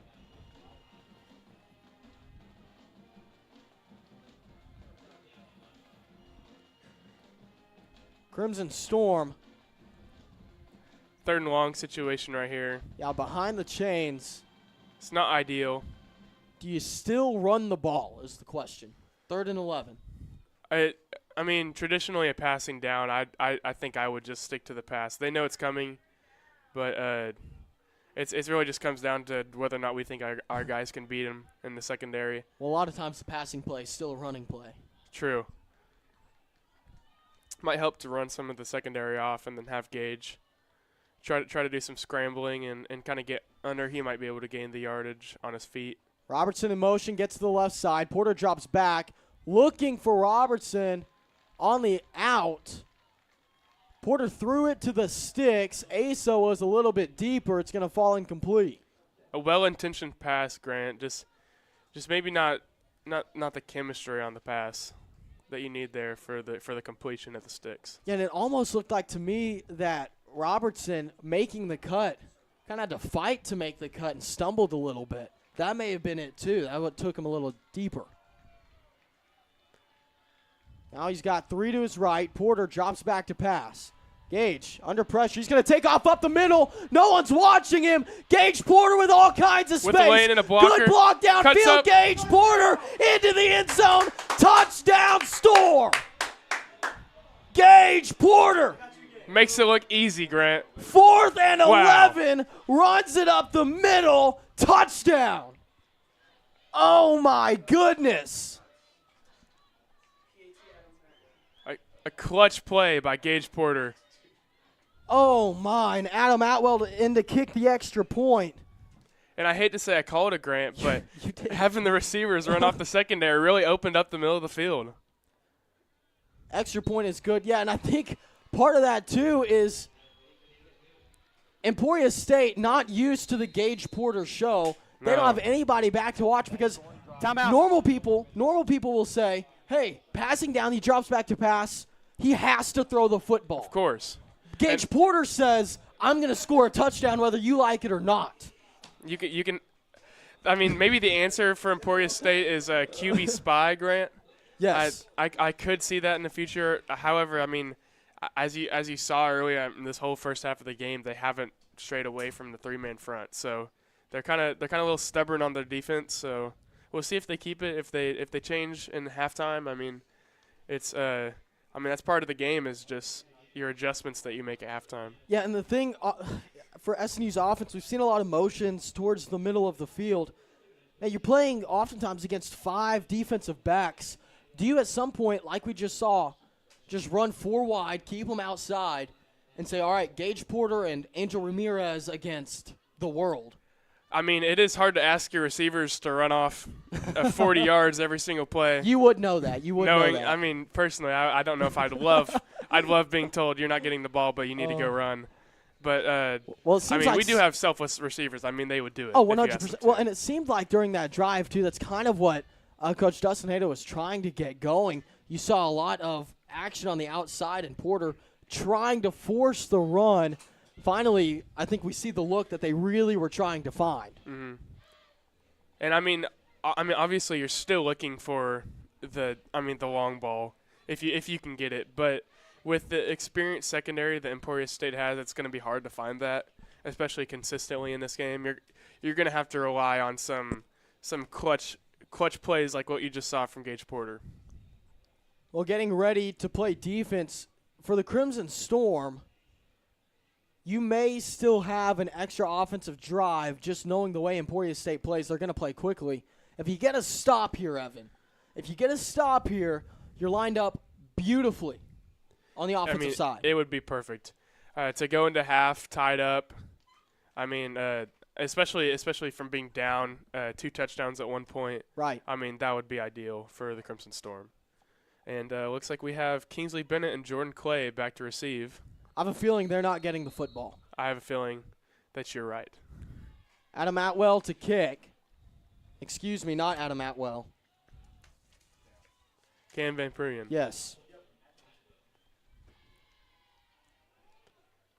He's been a pretty good kickoff specialist. Oh, he's been great.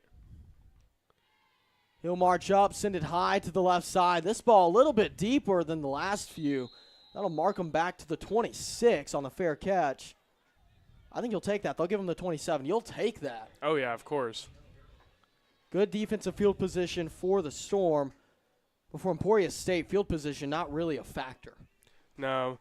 And, kind of like you said earlier, we kind of want to err on the side of being further back and then along the same line of reasoning and then let them have a little bit more. Because if we want to score, then we need to take the ball back quick. Right. Man in motion to the left side.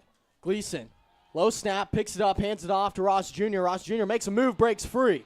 Billy Ross Jr. finally cut down just past the 40-yard line. They'll give him the 41. That little shimmy shake dropped 2 guys. And Emporia State already set up. Now Gleason, screen Perimeter pass screen to the once left again. side. Successful, but not crazy successful, as Trenton Collins is brought down by the ankles.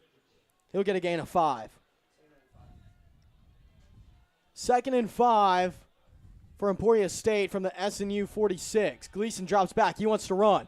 Gleason down the middle. Breaks a tackle. Goes down. He'll get enough for a first down. Emporia State on SNU's side of the field. That was a heads-up play. Looked a little designed. It was. Maybe Emporia State taking a little page out of SNU's book with their QB using his feet. See how you like it. Handoff down the middle. And again, a hard run, not a ton of yards. I'll give him 5. But just a hard runner is Billy Ross Jr. He really has been an anchor for their team. Securing a couple yards whenever they need it here and there, and then they're able to take the big shots while keeping it early downs. Ross Jr. breaks a tackle in the backfield, finally gets drugged down. They dumped it off to him. On a quick play, he had some lead blockers, but he's brought down in the backfield. That will make it 3rd down and 7. SNU defense able to get through the first few blockers and blow that play up. Now twins to either side for Gleason. 1 man in the backfield. Motion out to the right. Gleason takes the Still snap. looking They'll for give him. it to the motion man. And he's not able to go anywhere. Tyler Common brought down for a loss of 1. They may give him the original line of scrimmage. I don't think they will. A loss of 1 officially. It's 4th and 8. Evan, that's the stop you're talking about. That's what you need. SNU secondary just hawked that motion down. They'd been prepared for that in practice. Carter Brock on the play before made the tackle to set up a bit of a desperation play for Emporia State. They're not often behind the chains. They were there. All kinds of time on the punt. They will throw it up, and beautiful coverage will punch it out at the SNU 3-yard line. I don't know if you saw that, Grant, but the punter held onto the ball a little bit too long. Yeah. He was thinking about running it. He thought about running it a little bit until he saw some SNU defenders start to move up on him a little bit. Southern Nazarene, with 3 minutes and 2 seconds to work, will be led by Gage Porter, and they've got to go the full length of the field. We're going to need a quick drive here, which I don't really know if that's in SNU's vocabulary, but I'm sure we can score. You're about to see, that's what I'm hearing in the booth. Ideally, a 3 minute and 1 second long drive. Ideally. Gage Porter out to take the snap. His feet in the end zone. He's got 3 out wide to the right. Now Smith in motion. Porter takes it himself up the middle. Makes a move. Shakes 1. That's good enough to get 2 yards. First and foremost, you need a first down. Indeed. 2nd and 8 from your own 5. Crimson Storm holding true to what they know best, and that is going slow. Here's the thing, if you're Coach Dustin Hayda, you don't want to give Emporia State time if you don't succeed on this drive. I was just about to say that, Grant. You took the words right out of my mouth. Oh, I'm sorry. It's obviously you do want to score right here, and you'd love to go into half tied, but even more importantly, you don't want to lose sight of not giving Emporia a chance to get 2 ahead of you. Emporia State playing the run rather. That play goes just about nowhere. Maybe a gain of 1 as a timeout's called. Timeout. Emporia State. Their first charge timeout of the half. So the Hornets call the timeout. Already a minute has drained off the clock. It's 2:03 left in the second quarter. Please set the game clock to 2 minutes and 10 seconds. 2-1-0. Thank you. 2 minutes and 10 seconds left on the game clock. Evan. A little bit of a bait and switch for you there, Grant. They got me. 3rd and 7 coming up after this timeout. Hey, let's take a quick break and be right back after this. Renew is the University Counseling Center. We are located at 6710 Northwest 43rd Street, just north of the Webster Commons. Renew offers a variety of services, including individual counseling, couples counseling, and psychoeducational workshops. The first 5 sessions for students are free, and students will never pay more than $10 per session. Faculty counseling is just $40 per session. Renew is open Monday through Thursday from 9 a.m. to 8 p.m. and Fridays from 11 a.m. until 6 p.m.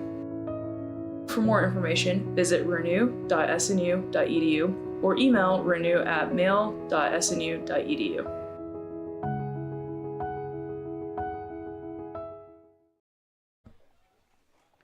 Two minutes, 10 seconds to work with. It's 3rd and 7. Gage Porter out on the field for the Crimson Storm.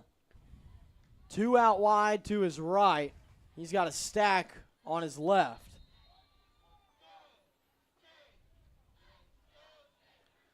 Southern Nazarene trailing by 7. Porter takes a snap.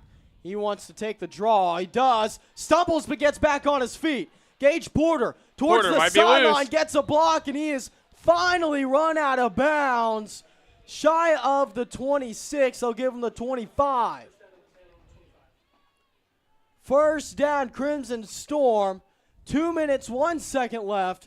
Now maybe you start to rush a little bit. That is exactly what you want if you're SNU. Only 9 seconds, and you get a first down. New set of downs and better field position. I mean, now you can kind of dig in your playbook, work a little bit, and this is what you want. And before we came back from the break, Evan, you said, man, I need Gage to break through, and he did. He did.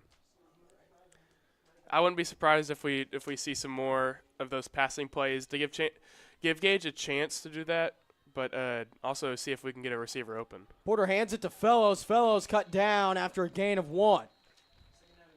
Looks like we'll get a timeout called on the field. Emporia State. They might have seen something they didn't like. Timeout. Emporia State. Their second charge timeout of the half. I will say the referee microphone is no longer way too loud. No, they fixed it. They did fix it. They did fix it. Hey, let's take another quick break and be right back after this.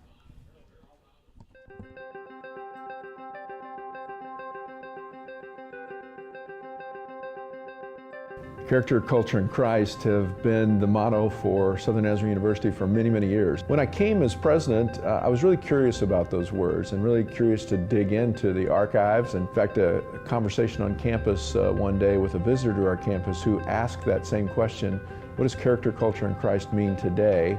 These days I like to talk about refining character. I think that we're all in process, and in those collegiate years, those years of a university experience, there's a great opportunity to refine character.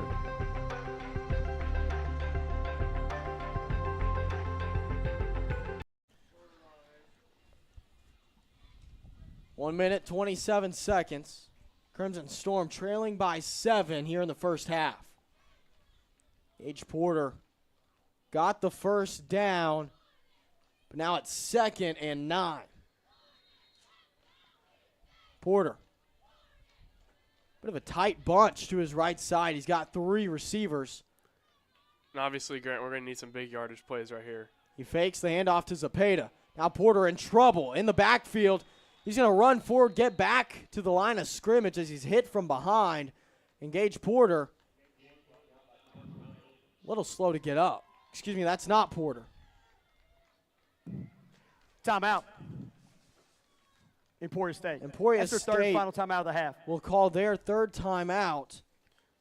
Looks like that SNU player got back up and is walking around just fine. That was Andy Cardenas. You know, Grant, seems like Emporia is trying to save as much time as they can as possible. That way they can try to put some points on the board if we turn it over. Yeah, well, they only need about 10 seconds. It's so true. I mean, they can make anything happen really quickly. The clock's stopping after first downs as we're inside 2 minutes. 2 is big for the Hornets. Here's the thing, though, Evan. They're out of timeouts. You get a first down here. Do you still go slow and say you're willing to run the clock out without scoring? Or do you rush? I think if you're SNU, you try to go quickly and try to score because I don't know. It's definitely difficult. I'm glad I'm not a coach in this situation because I don't quite know, but I vote you go quickly. You rush. You do? That's my vote. Get ready to go back out on the field. Emporia State, their defense already out, lined up. Southern Nazarene a little bit slower. Much more nonchalant. Oh, yeah. You know, if you walk too fast, you're not cool. You know Some that? people call it nonchalant. Other people just call it cool under pressure. Yes. That's probably what I would call it.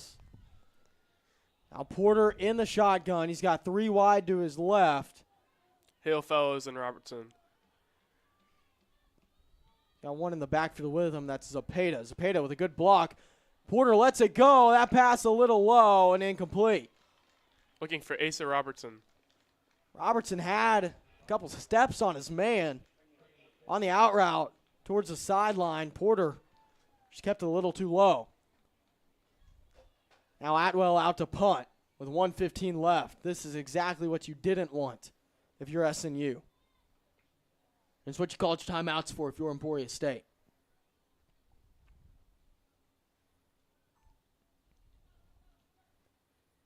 Good snap. Atwell controls it. He's going to send that one towards the left side of the field. It's going to bounce and roll. Picked up and immediately shut down with authority on the tackle. Clarence Underwood.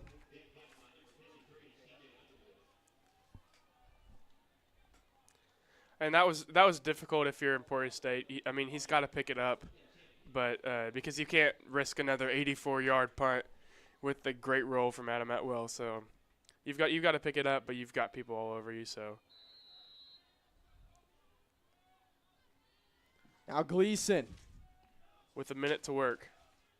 Plenty of time as he takes it from the 43. He drops back under pressure. He's going to run out to his left. Lets it fly to the sideline and dropped again. Man, we've seen that time and time again. Dropped passes that time. It's a true freshman, Trenton Collins. 2nd and 10 incoming with 58 seconds. Collins had space along the sideline, and he just dropped it. Now Gleason all alone in the backfield. Wants to let it fly. He does. Has a man. That play hit and caught well. Tyler Common fought through contact.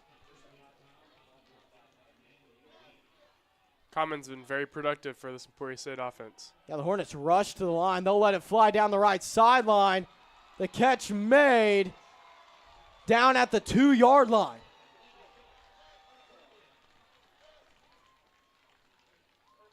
Ethan Schultz with the catch. And Schultz with a great play. Now 35 seconds and counting from the 2-yard line. Gleason sends a man in motion. Takes the snap. He wants to hand it off down the middle. He does. That play blown up in the backfield. Carter Brock got back there to make the play. Now 20 seconds again.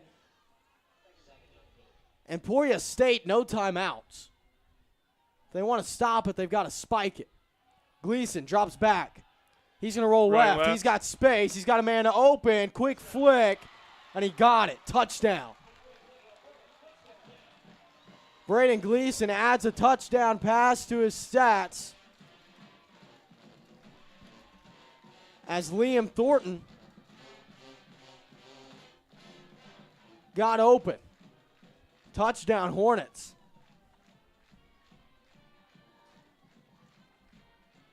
And this is exactly what you did not want to happen for over on the SNU sideline. Extra point is up, and it's good for the Hornets. So with 8 seconds left in the half, it's 31-17 in favor of Emporia State. And Emporia State drives nearly 3/4 of the field in 1 minute. I mean, that's an impressive drive, especially to close out the first half. Well, I expect Evan to see a kneel and a regroup in the locker room at halftime. I wouldn't be so sure to see him kneel it, Grant. I could see him trying to take a shot. I wouldn't be surprised.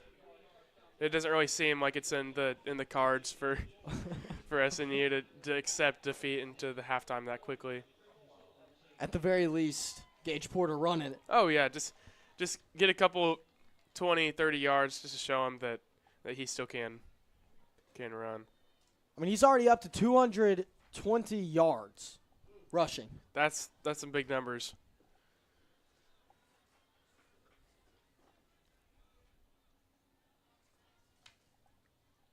Caden Dodson for Emporia State will get his crew out there to kick.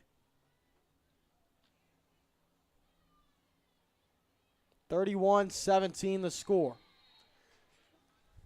I'd like to talk about, real quick, just the Emporia State versus SNU's passing yards. I mean, SNU's got 13 compared to Emporia State's 195. Man. I mean, way more than SNU's, and that's obviously seen with how quickly they're able to drive. Squib kick scooped up and kneeled down by the Crimson Storm, and what cracks me up about that is Colton Morris picks it up. He kneels, and he tries to kind of basketball flop, get a call. Didn't get it. They didn't touch him. 5 seconds now. We'll see what SNU draws up in the final moments of the first half. We've got 5 seconds for 68 yards. Gage Porter out in an empty set. Quarterback draw question mark. I don't know. I think obviously you're going to have your receivers go deep. Yeah, I'd like to see him let it fly here. Well, he's going to go with the draw up the middle. Gage Porter taken down after a gain of about 6. That's going to end the half, 31-17. Emporia State in control of this one thus far. Evan, what have you seen? Really just some great football on both sides, but Emporia State obviously showcasing their ability to score quickly. I mean, drives within a minute is very impressive. Covering 84 yards in 8 plays, like we said earlier. And SNU's been productive on offense. Just it's hard to have a slower drives and try to make those crunch time drives like they need. They kind of needed to put their defense in better positions, knowing that they weren't going to be able to to drive down the field in 3 minutes. So it's really just about players kind of knowing what it takes for them to win. And I think that's all it boils down to. I mean, it'll be interesting to see the adjustments that we make going into halftime and coming out, and how each team kind of responds to the other team and what they've done in the first half. I mean, obviously Emporia State doesn't want SNU to put up another 17 on them, so they're going to have to change some stuff on defense. So, yeah. Well, it'll be a 20-minute halftime break. We'll be back for continued action in the second half. Once again, I'm Grant McNew. That's Evan Rader. We'll be back after this extended break.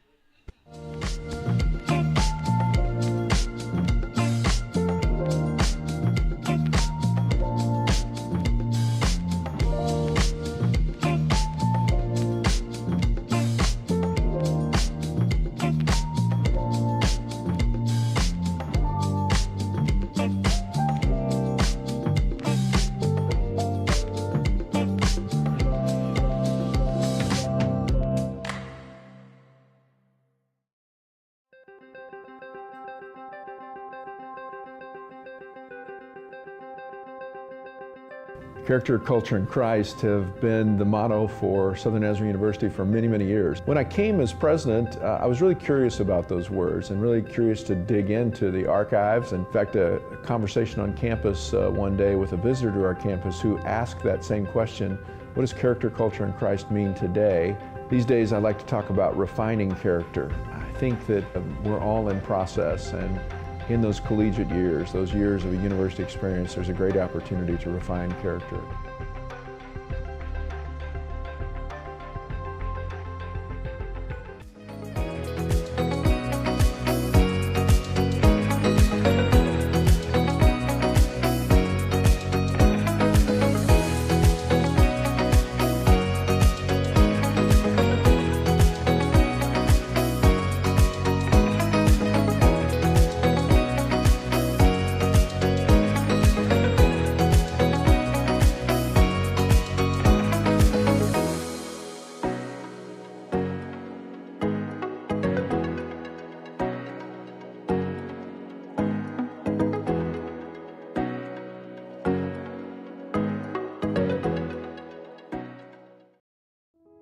Renew is the University Counseling Center. We are located at 6710 Northwest 43rd Street, just north of the Webster Commons. Renew offers a variety of services, including individual counseling, couples counseling, and psychoeducational workshops. The first 5 sessions for students are free, and students will never pay more than $10 per session. Faculty counseling is just $40 per session. Renew is open Monday through Thursday from 9 a.m. to 8 p.m. and Fridays from 11 a.m. until 6 p.m. For more information, visit renew.snu.edu or email renew@mail.snu.edu.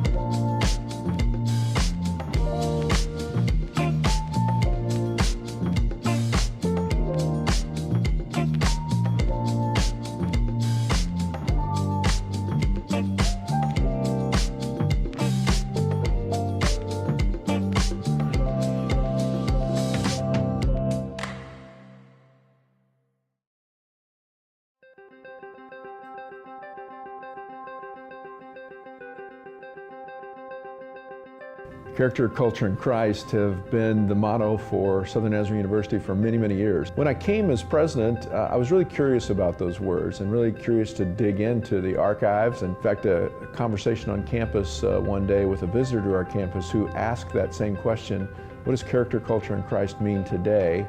These days I like to talk about refining character. I think that we're all in process, and in those collegiate years, those years of a university experience, there's a great opportunity to refine character.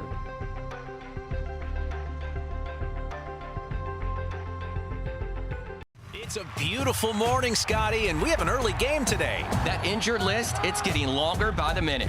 Not to mention, there's apparently a nasty virus sweeping through the locker room. Yeah, but these players, they're in good hands. All of them need to feel their best this season, Scotty. Yes, they do, Jack, because this team is on track to win it all this year. Every day, Mercy's team is ready to take care of yours, bringing you the care you need now. Find out all the ways to access Mercy at mercynow.net.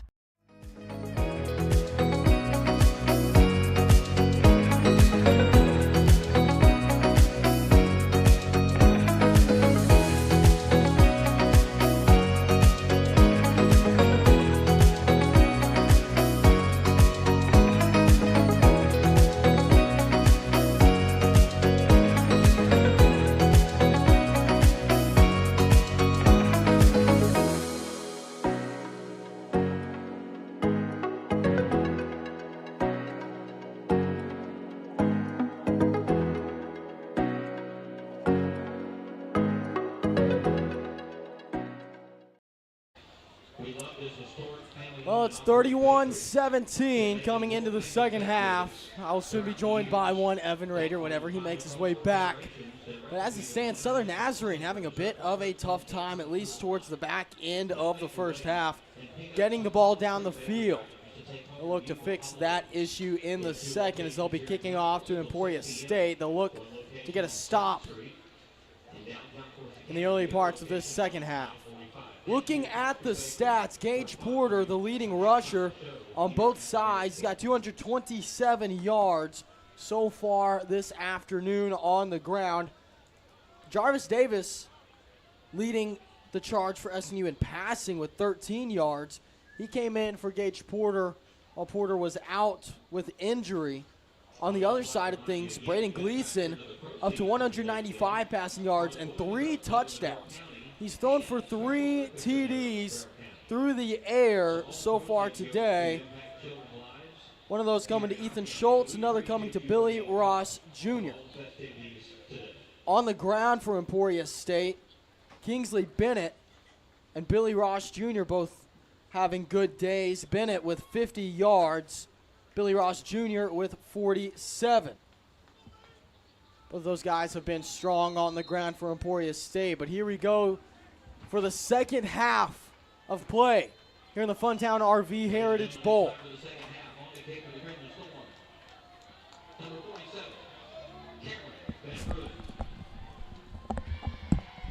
Al Van Pruit to kick. He keeps it high and short. That one caught by the Hornets, and oh my goodness, what a hit. Strong hit to end that run back, and Southern Nazarene will step out onto the field on the defensive side as Emporia State takes over from their own 32. Quite a bit of tenacity on the SNU side, Grant. You could say that. Good. Now 31-17 again the score, 14:53. That kickoff took 7 seconds off the clock. Empty set for Gleason. Gleason drops back, lets it fly. That one going to be short. Caught for a gain of about 4. Looked like a short dig towards the middle of the field. Now Gleason already back, ready to take the snap. Ross Jr. with him in motion. Ross Jr. takes the handoff. He's going to be met in the middle, right around the line of scrimmage and pushed back. 3rd down and 6.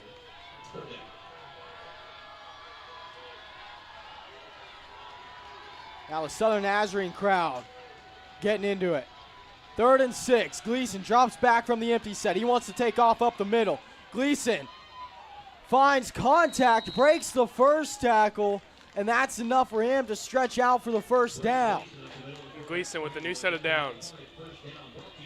Gleason already back up to the line. Empty set again. Ross Jr. motions left. He gets out to the sideline. Quick hitter dropped.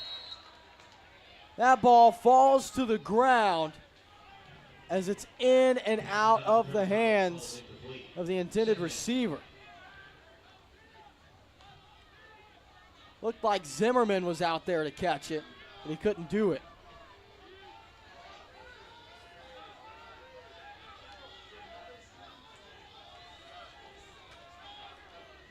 Now Brayton Gleason taking a little extra time. 2nd and 10.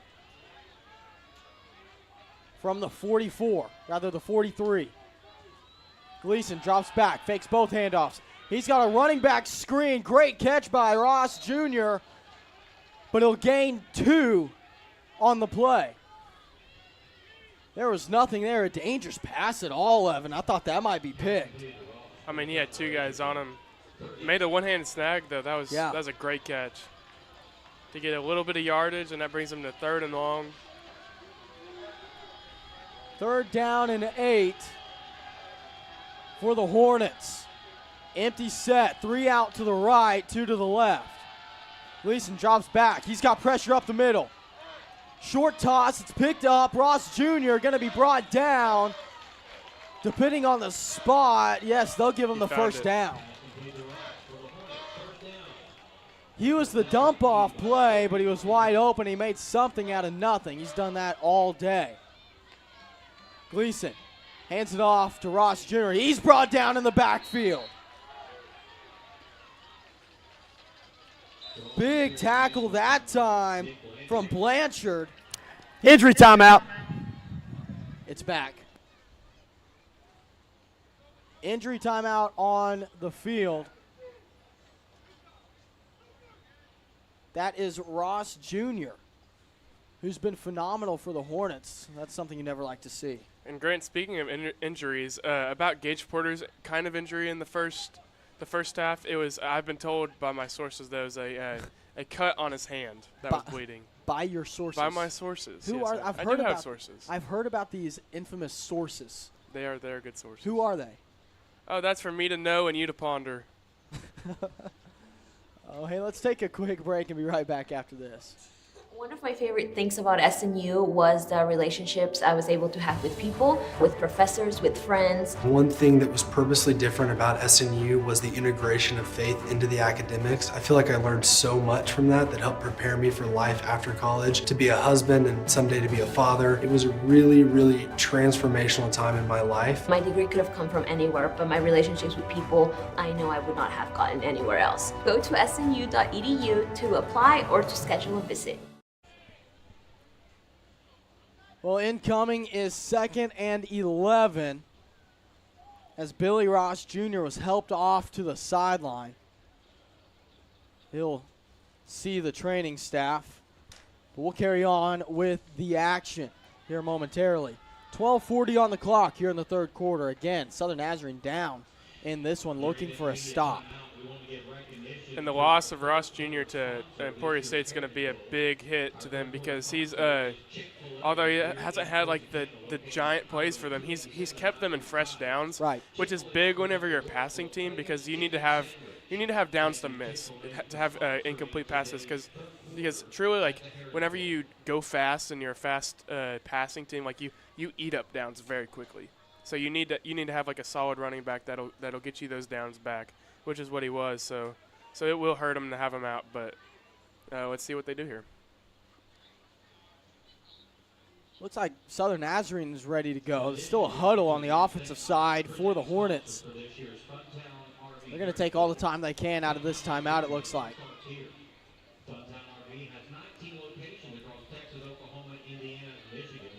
Well, this place, it's a beautiful view, Evan. We haven't talked about that too much, but I mean, you can just see so far and so many trees.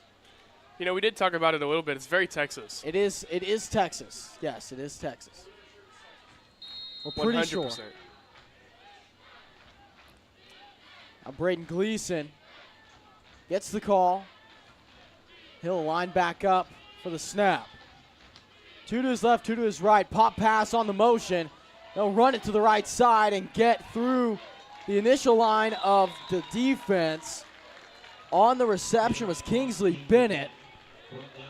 And he'll get enough for a first down. Hornets back at it. Bennett in motion again. He gets out to the left hash. Now they'll take the snap. The pass from Gleason wide open down the middle. Receiver had no one around him. Kobe Washington on it. He's going to get inside the 10. And Emporia State again in the red zone. Gleason. 2 backs in the backfield. He'll fake the handoff, looking wide open back corner of the end zone. Touchdown, Emporia State. I mean, nobody was over there against Trendon Collins.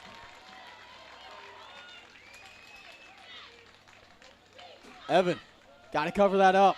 You do. I mean, you just see Gleason kind of picking apart at the defense a little bit, finding the holes. I mean, back corner, and then over here right in the middle of the field. I mean, that's going to be open a lot, especially whenever you have guys that have to come down for the perimeter screens that you're throwing. Dodson's kick is up and good. That will make it 38-17, a 21-point deficit for the Crimson Storm. Hey, let's take a timeout break and be right back after this.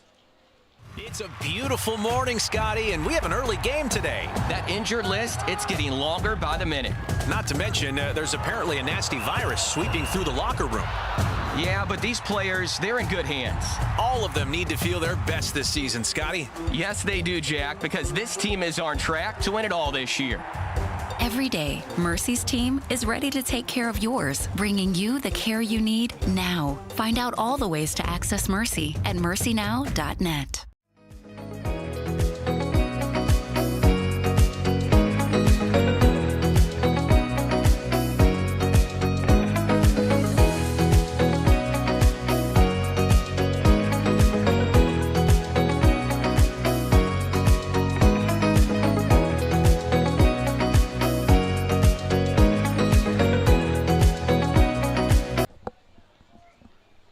Welcome you back into the booth. Again, 38-17, Southern Nazarene trailing by 21 now.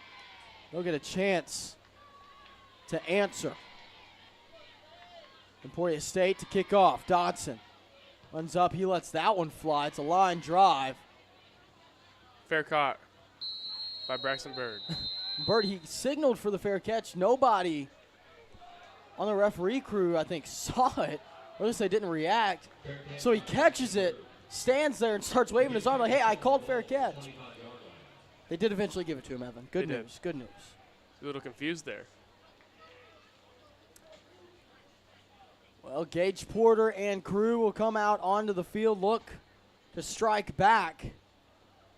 Really, at this point, you need to. You do. Can't afford very many more drives without reward. Can't have turnovers, and you need to maximize your time with the ball. That's really what it comes down to. Yeah. Try to shut down Emporia State's productivity on offense as well. Porter in the shotgun. He sends Dalen Smith in motion. He's got a running back to his right. He's going to take the right. Option play, speed option. Porter with a stiff arm will fight down to the sideline. Boy, that might have been a 1-yard gain that he just turned into 5. It was a good job by the defense to stretch the play out. They took out the running back option, but they couldn't take down Gage.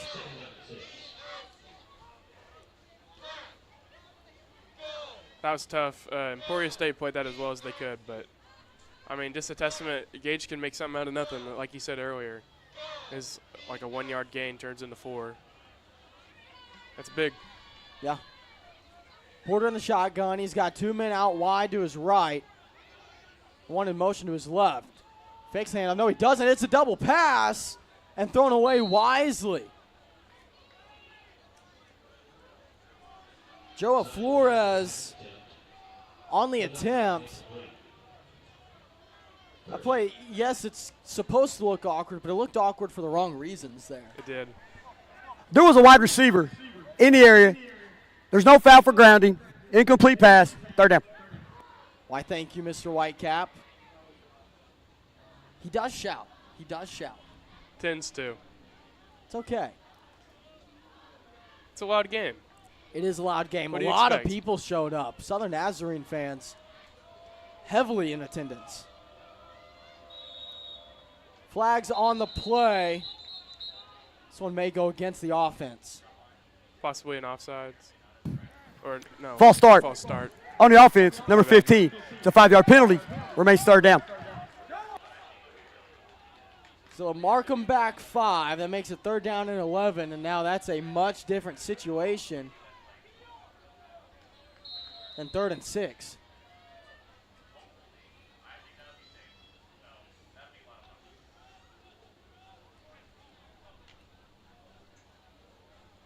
Porter in the shotgun. He's got 2 out on each side, 1 in the backfield. Ramirez. Zepeda. Porter lets it fly towards the middle, and it's caught. Gage Porter got it to his man. That's May. Colby Branch. Colby Branch on the catch. I have the wrong people in front of me. What a play.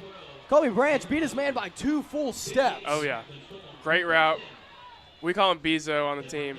Great route by Bezo. It's perfect. Bezo. I like that. Yeah.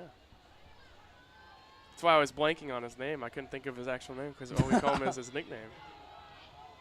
Porter rolls to his right. He's under pressure. Breaks free. Gage Porter. He's got blockers. Cepeda's out there with him. Gage Porter! In the end zone. Through contact. Get out my way. They're going to flag for excessive celebration. But give him 6.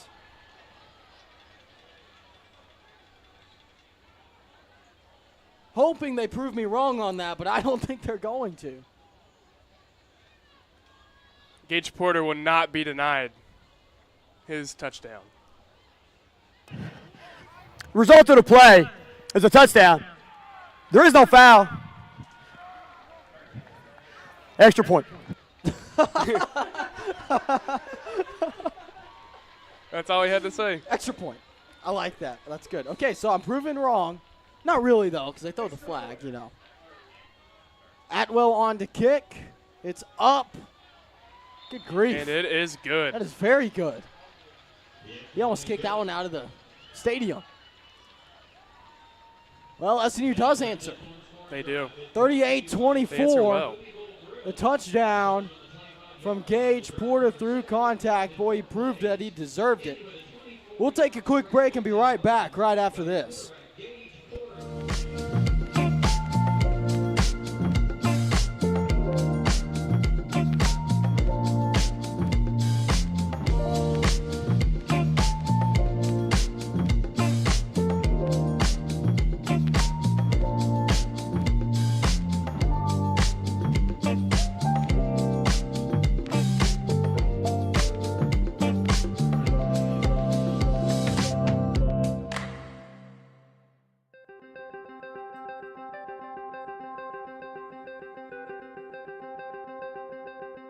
Character, culture, and Christ have been the motto for Southern Nazarene University for many, many years. When I came as president, I was really curious about those words and really curious to dig into the archives. In fact, a conversation on campus one day with a visitor to our campus who asked that same question, what does character, culture, and Christ mean today? These days I like to talk about refining character. I think that we're all in process, and in those collegiate years, those years of a university experience, there's a great opportunity to refine character.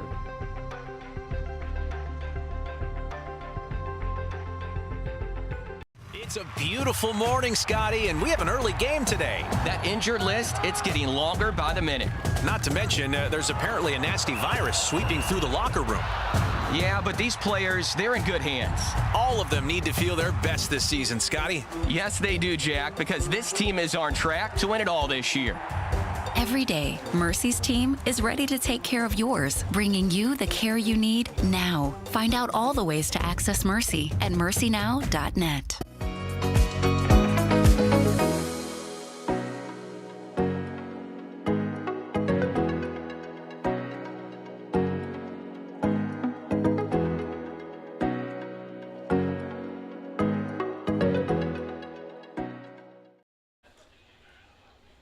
38-24. It's a 14-point ball game as Emporia State's going to get another shot on the offensive side. It's been quite the day for Gleason, up to 257 yards through the air. 4 touchdowns already. Wow. Impressive numbers from him. And really what it comes down to here if you're SNU is you can't trade a touchdown for a touchdown. You've got to get a stop on defense. This return is dangerous for Emporia State. On the catch, it wasn't fair caught like the past ones have been. Number 32. That was Jack Petts. Jack Petts. He makes the grab and makes something happen, too, down to the 50-yard line. Well, I was looking down, getting ready for the offensive drive, and there he is, making a couple moves. Trying to get on offense. Trying to get on offense. He's just outside of that stinger back spot.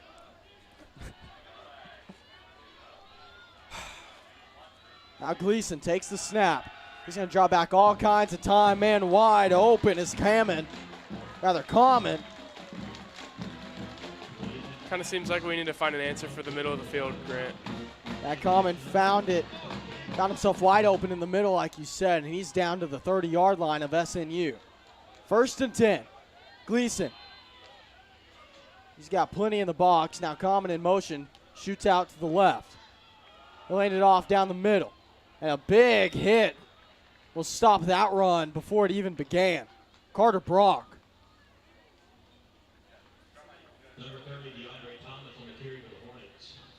DeAndre Thomas was the one that took the handoff. He came in as the second leading rusher for Emporia State as this pass goes out to the left side in the flat. Not much doing, a gain of maybe 4. Shut down by Tavian Houghton. They'll call it 3rd and 7 for Gleason. He sends Common in motion to the right. Gleason with one in the backfield with him.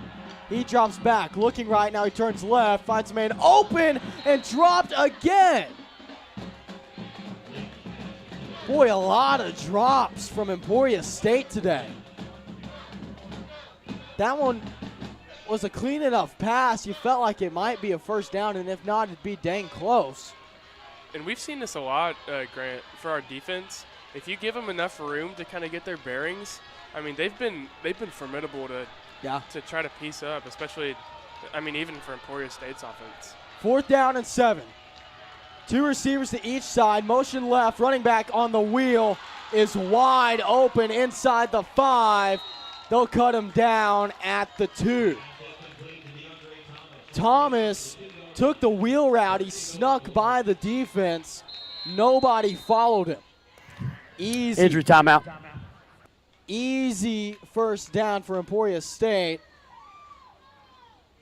As a Southern Nazarene player is down on the turf. We'll take a break and be back with more after this. Renew is the University Counseling Center. We are located at 6710 Northwest 43rd Street, just north of the Webster Commons. Renew offers a variety of services, including individual counseling, couples counseling, and psychoeducational workshops. The first 5 sessions for students are free, and students will never pay more than $10 per session. Faculty counseling is just $40 per session. Renew is open Monday through Thursday from 9 a.m. to 8 p.m. and Fridays from 11 a.m. until 6 p.m. For more information, visit renew.snu.edu or email renew@mail.snu.edu.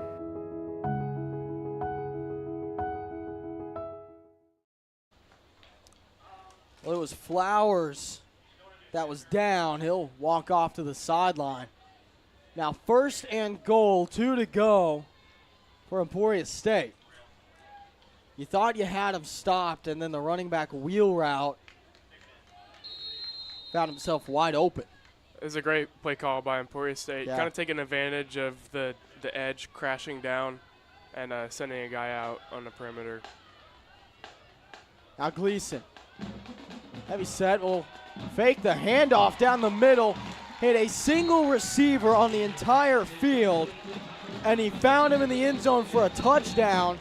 Tyler Common, and things are getting chippy on the field. Common with the flex after the touchdown. And some pushing and shoving going on around the line. Everybody separated. No flags have been thrown. Now an extra point incoming.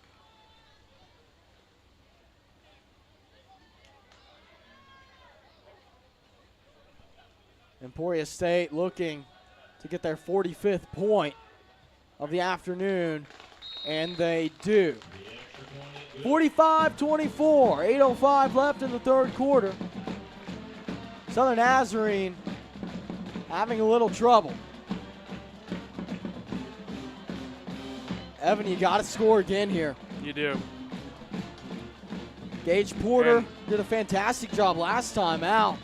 Maybe look to repeat a similar drive. And it's a hard ask, but you really have to have turnovers as well on for defense. They've done a great job so far with the stops and getting the ball back into the offense's hands, but it really comes down to we can't give them the ball, and we've got to make something happen when we have it. Yeah, the Southern Nazarene defense, one of the things they've done really well has been forced turnovers throughout the season. The problem is, man, this is such a disciplined Emporia State team. They don't like to turn the ball over, and they do it very rarely.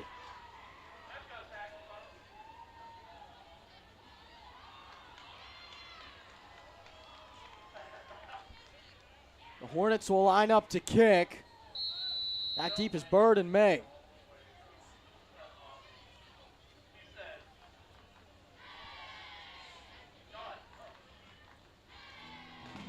Now the kick. They'll go the squid kick down the middle. Man, that was dangerous. The ball was jumped on by SMU. Looked like for a moment the Hornets were going to get something out of that. Boy, that would have been a killer.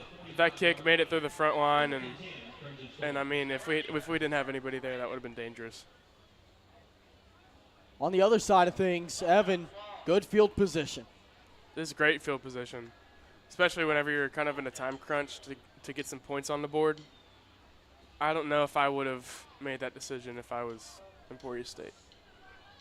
It's definitely interesting. I can see what they're trying to do is try to seal the game. Right. I mean, if you get up 4 possessions, it's pretty much yours if you can control the rest of the game. But this is very dangerous at this point. Gage Porter in. He's got 2 backs with him. Ramirez motions right. Flag on the play. False start on the offense, number 77. It's a 5-yard penalty. Remains first down. So another false start against Southern Nazarene. Coach Dustin Hayda clearly unhappy with his crew.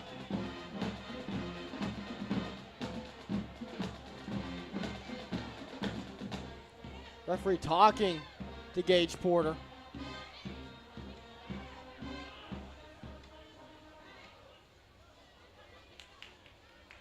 There seems to be some sort of confusion over the call.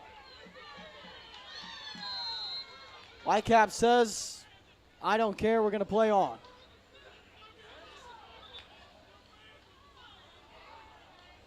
Now Coach Hayda talking to the Whitecap again. Trying to plead his case. He's not going to get any help. They'll reset the play clock. Now Porter lined up, same formation. 2 wide receivers out wide right. The handoff to the middle, nothing doing. Donald May couldn't break free. That'll make it 2nd and long.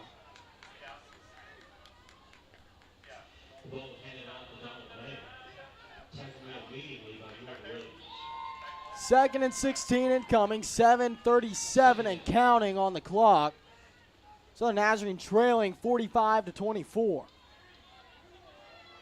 Porter with 1 man in the backfield, 2 wide right, 1 left.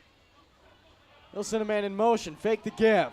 Gage Porter reverses field, tries to break through a tackle. He's corralled in the backfield and taken down for a big loss.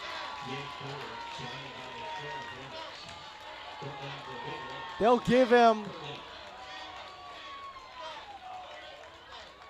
A loss of 3 to make it 3rd and 19.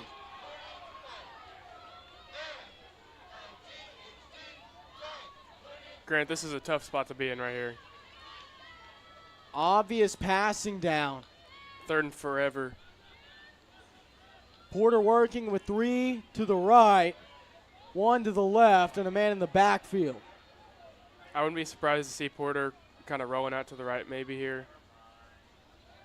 Seeing if he can move his legs at all. He'll do just that. He rolls right, lets it go. Not much there, nearly intercepted. Instead, batted down. That's going to bring up 4th and 19.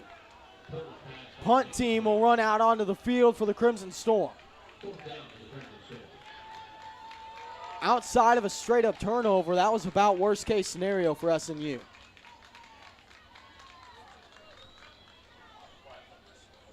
And possibly even worse because you ate up so much time. I mean, all we can hope for is a great punt right here, which is... And high snap, that Atwell able to get it away. Still a good punt, got it inside Emporia State's 30. But as a punter, a high snap, one of the most terrifying things in the world. Southern Nazarene defense will trot back out, led by Carter Brock in the linebacking group. He's had quite the day as well.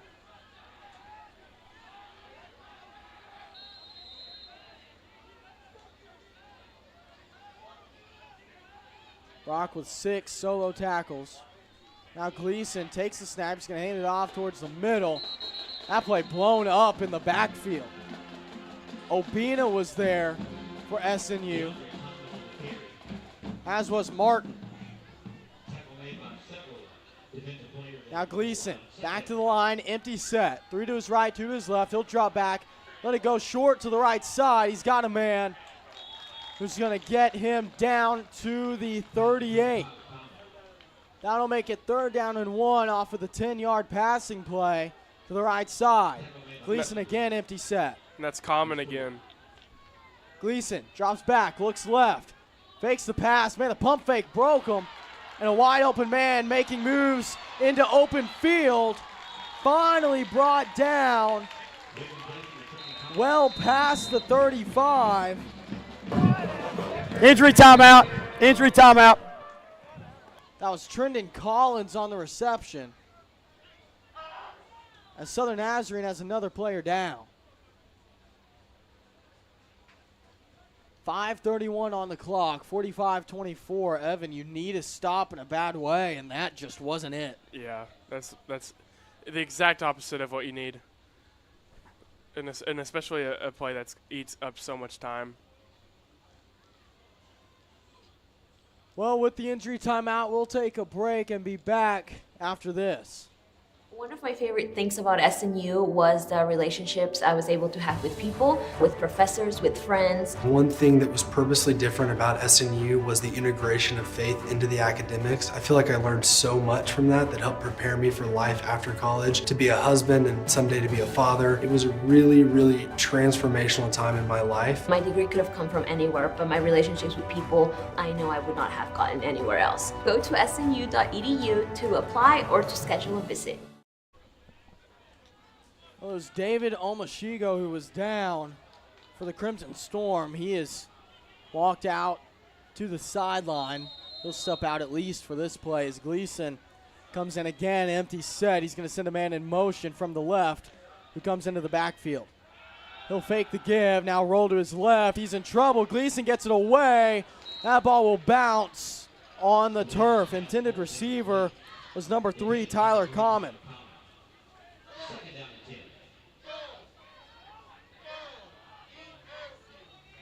Common has been a heavy target for Gleason, up to 8 receptions, 76 yards.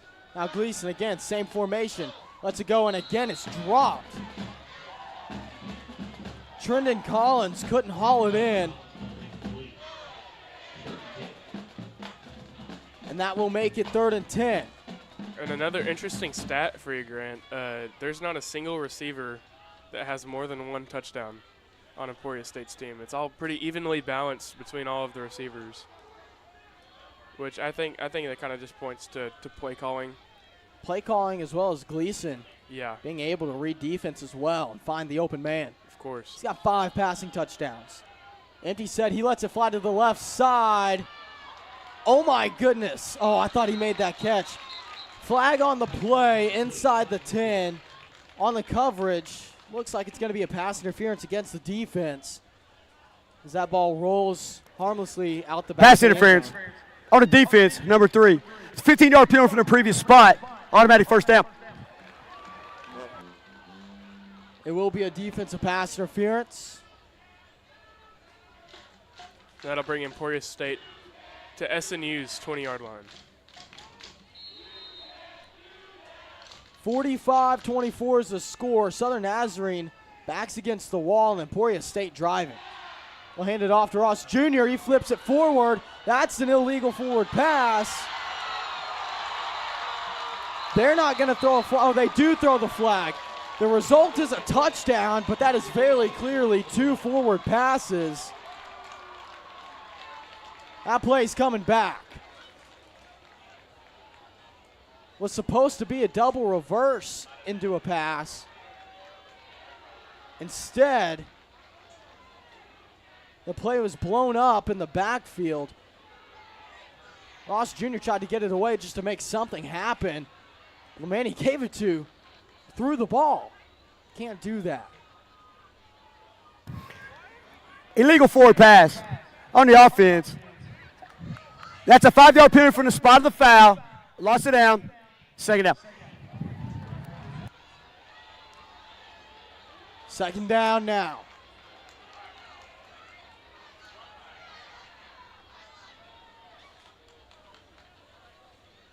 The big thing there, that's a spot foul, Evan. Yeah.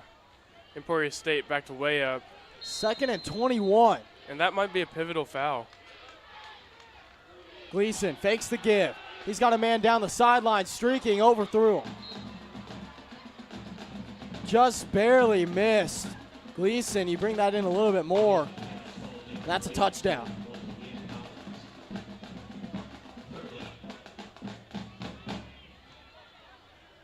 Third down and 21 incoming, 4:52 on the clock. A touchdown for Emporia State. Barring really a miracle, puts it out of reach. A stop here for SNU would be huge. 2 out wide to the left, 3 to the right. Gleason takes the snap. He looks short. Instead, he's going to send it towards the middle of the field. SNU able to make the tackle at the 15-yard line, which will force 4th down. The field goal crew will come on for the Hornets. Making the catch, that was Tommy Zimmerman. Zimmerman, one of those stinger backs. Evan, had you ever heard of a stinger back coming into today? I have never heard of that before, no. It's a fullback, essentially. Well, I have heard of At a least fullback. it is in this offense that they are running. Very interesting stuff. That kick is up and good for Dodson, which will extend the lead further for Emporia State. Southern Nazarene now trails 48-24 in the third quarter. 4:07 left on the clock. Evan. Grant. That drive probably should have ended in a touchdown for Emporia State, and it did not. That was a break for us at SNU. I mean, I don't know. Hopefully you can use it, turn it around a little bit, but we've got quite a ways to catch up. Yeah, and here's the thing, though. Now, if you score as Southern Nazarene, you're going for 2. You have to go for 2. 48-24. They're doubling up on you. 8-16-24. Hey, it's doable. It's doable. Dodson will set up the ball on the tee. I will assume we'll see a deep kick this time. Mayback as his bird for the Crimson Storm. Now the kick. It's up. May going to call for a fair catch inside the red zone, inside the 2-yard line. The placement of kicks today on both sides has just been phenomenal. They've been great. Really impressive stuff. A battle of the kickers. I would like to see that. I'd like to see that. I don't know if I'd say I'd like to see that, but. Oh, well, that's just because you don't appreciate kicking the way I do. Maybe not. Maybe not. Well, Gage Porter will come back out onto the field for the Crimson Storm, looking to mount a comeback. If you do, it really needs to start right here. Down by 24. Porter will bring Ramirez on his right side in the backfield. Dalen Smith up the tight end spot and 3 wide to his left. Ramirez will not get the handoff. Porter keeps it himself, fights through a couple of arm tackles, is brought down after a gain of 3.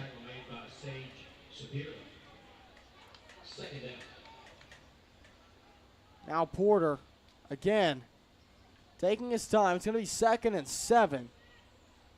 He will wait for the call. It's an interesting play there, kind of betting on Emporia to key on the motion and pull people over to the strong side while Gage goes weak side, and had a little bit of success, but 2 wide right, 1 wide left, a man in the backfield. Gage Porter with a speed option will pitch it to the outside. May has it. Good enough for the first down. He gets out to the 45-yard line as he was fighting along the sideline. Boy, that was a good play right there for the Crimson Storm. 48-24. Still the score again. 3 minutes now in the third quarter. Time will become a factor soon. Not quite there, but it will be soon. Really, you need to score before the quarter ends, I think, if you're SNU. No, I agree, Grant. This is kind of crunch time, and we need to make the most out of our drives whenever we have them, especially since it takes us so long to drive down the field. 2 wide right, 2 left. Robertson in motion. Gage won't give it to him. Gage breaks it outside. Porter gets around the end, reaches the 50-yard line. Bit of a track race. It's a gain of 5 around the left end. Clock will continue to run. Asa Robertson standing 4 yards offside right now. He'll back it up. Still waiting on the call from the sideline.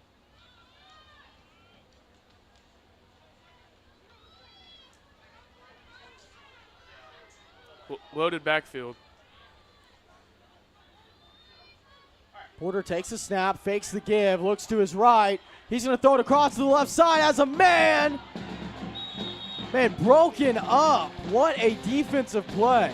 The coverage that time was phenomenal, and it came from Montrell Wilson, the redshirt senior out of Oklahoma City.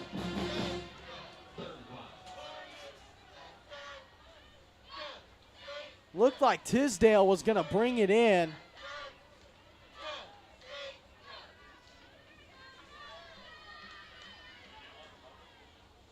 But the pass breakup was big for Emporia State. 3rd and 5. Gage Porter. Again, this time, Davis comes in. Porter in at running back. Davis drops back. He's going to quickly have to get it away. The pressure came in, and through contact, Davis was able to let it go for an incomplete pass. He was looking for Gage Porter, who was open in the flat, but he got hit as he threw.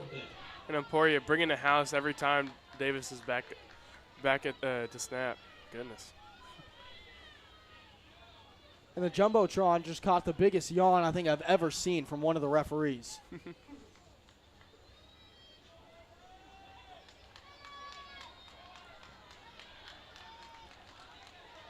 Gage Porter back in at quarterback. He's got trips to his right. Porter drops back. He has to get it away quickly, and he does. Tisdale, first down. Andrew was along the middle of the field. It's been wide open for Emporia State on their offensive side. Southern Nazarene now exposes it right back. Davis back in again.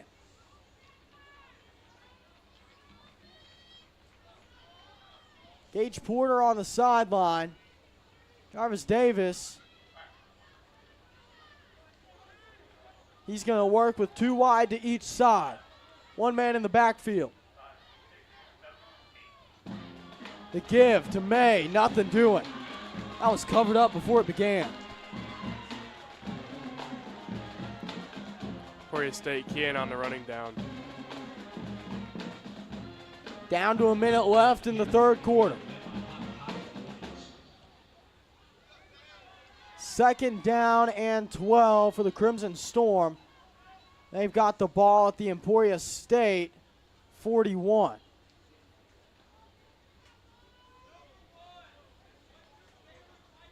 Porter back in at quarterback. Gage with 2 men in the backfield is going to send one away to the right side in motion. Now he looks, quick hitter to Smith.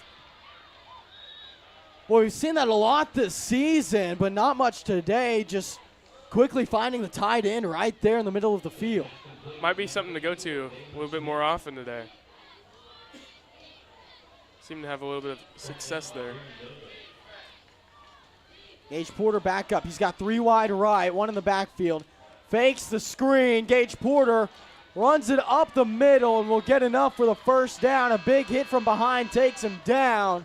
And that's going to take us to the final quarter of play here in the Funtown RV Heritage Bowl in Corsicana, Texas. Evan, it's been fun. It's been fun. We'll take a break and be right back after this. It's a beautiful morning, Scotty, and we have an early game today. That injured list, it's getting longer by the minute. Not to mention, there's apparently a nasty virus sweeping through the locker room.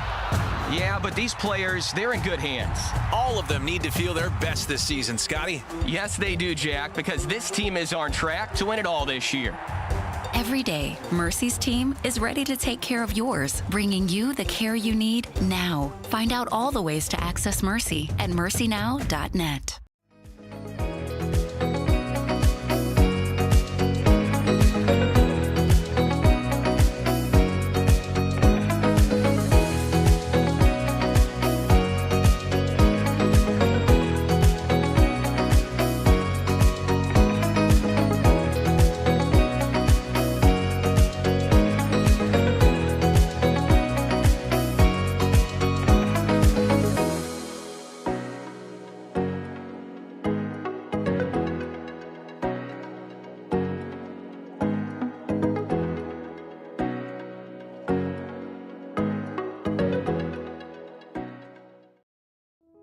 Renew is the University Counseling Center. We are located at 6710 Northwest 43rd Street, just north of the Webster Commons. Renew offers a variety of services, including individual counseling, couples counseling, and psychoeducational workshops. The first 5 sessions for students are free, and students will never pay more than $10 per session. Faculty counseling is just $40 per session. Renew is open Monday through Thursday from 9 a.m. to 8 p.m. and Fridays from 11 a.m. until 6 p.m.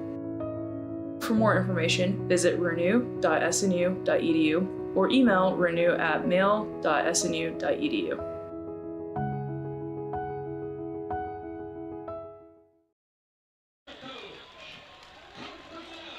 Well, we'll get ready for the final quarter of play. It's 48-24 in favor of the Hornets.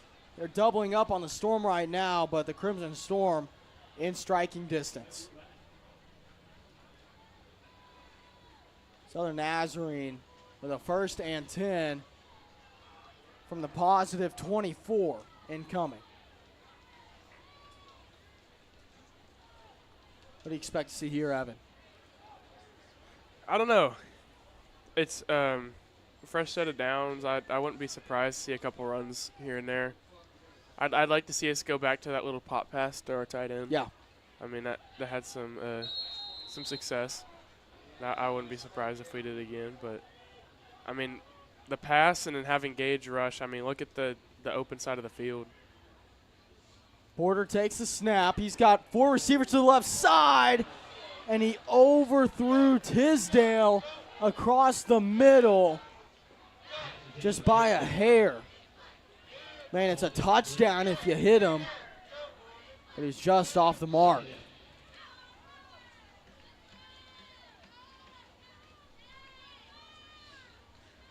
That would have been nice. Would have been great. Nice. It will stop the clock. SMU comes back out, 2 wide left, 2 wide right. Man in motion. Porter hands it to the motion man left side. And he'll be punched out. That'll be Fellows. On the left side. Yeah, Fellows. Give about See how 5 many they yards. give him. It looks like 5, maybe 6. No, they'll stick with 5. 3rd and 5. But SMU is in the red zone. They're at the 18.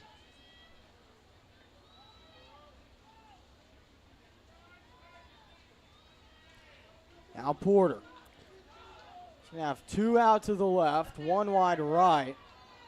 Well, now he's going to have 2 wide right, 1 left. 2 men in the backfield. Since Fellows in motion, fakes the give. Porter trying to make a cut, slips on the turf, falls to the ground, and that'll be 4th down. Turf monster Grant. It's Turf the best monster. of us. You know, it's never gotten me. Oh, no. I don't play.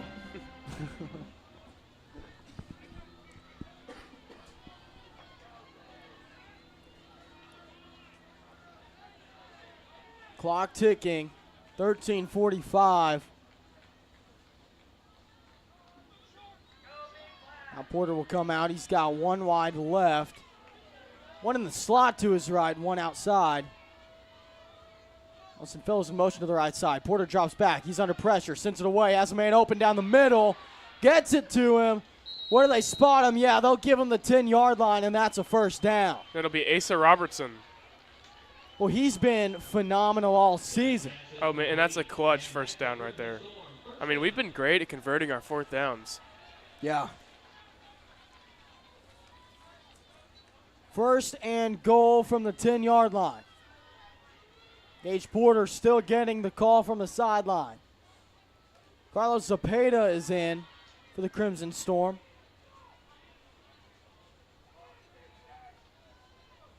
He's in at running back. He'll step up to the left of Porter. Porter with trips out to the right.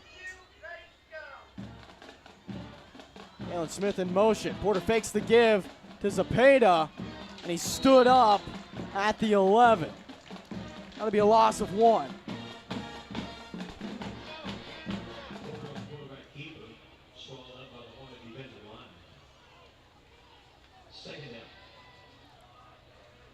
Clock will continue to run. It's 2nd down.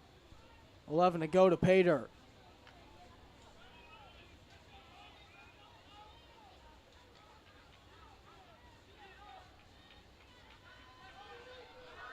Porter. The man to his left. He's got 2 out stacked to the right. Gage will hand it off up the middle. Good enough for a gain of 3. That'll bring us a 3rd down.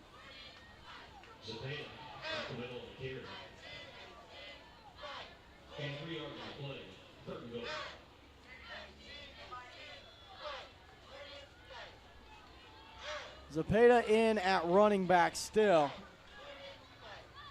And Southern Nazarene watches the clock tick under 11:30. Down 24. Really don't want to settle for a field goal here, Grant. 3rd down. Porter takes the snap. He's under pressure already. Needs to get it away. Boy, nearly picked off.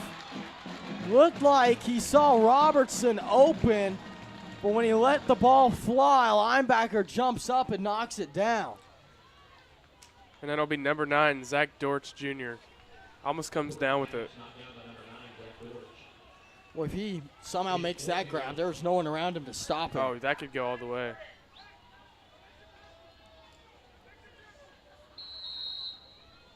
Looks like we'll get a timeout called.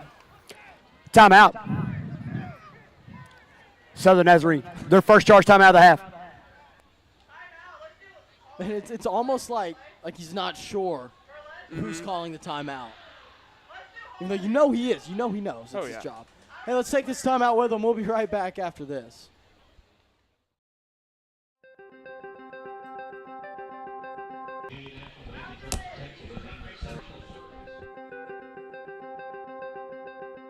Character, culture, and Christ have been the motto for Southern Nazarene University for many, many years. When I came as president, I was really curious about those words and really curious to dig into the archives. In fact, a conversation on campus one day with a visitor to our campus who asked that same question, what does character, culture, and Christ mean today? These days, I like to talk about refining character. I think that we're all in process, and in those collegiate years, those years of a university experience, there's a great opportunity to refine character.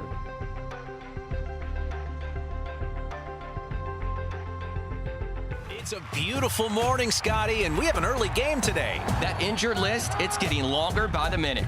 Not to mention, there's apparently a nasty virus sweeping through the locker room. Yeah, but these players, they're... 4th down and 8.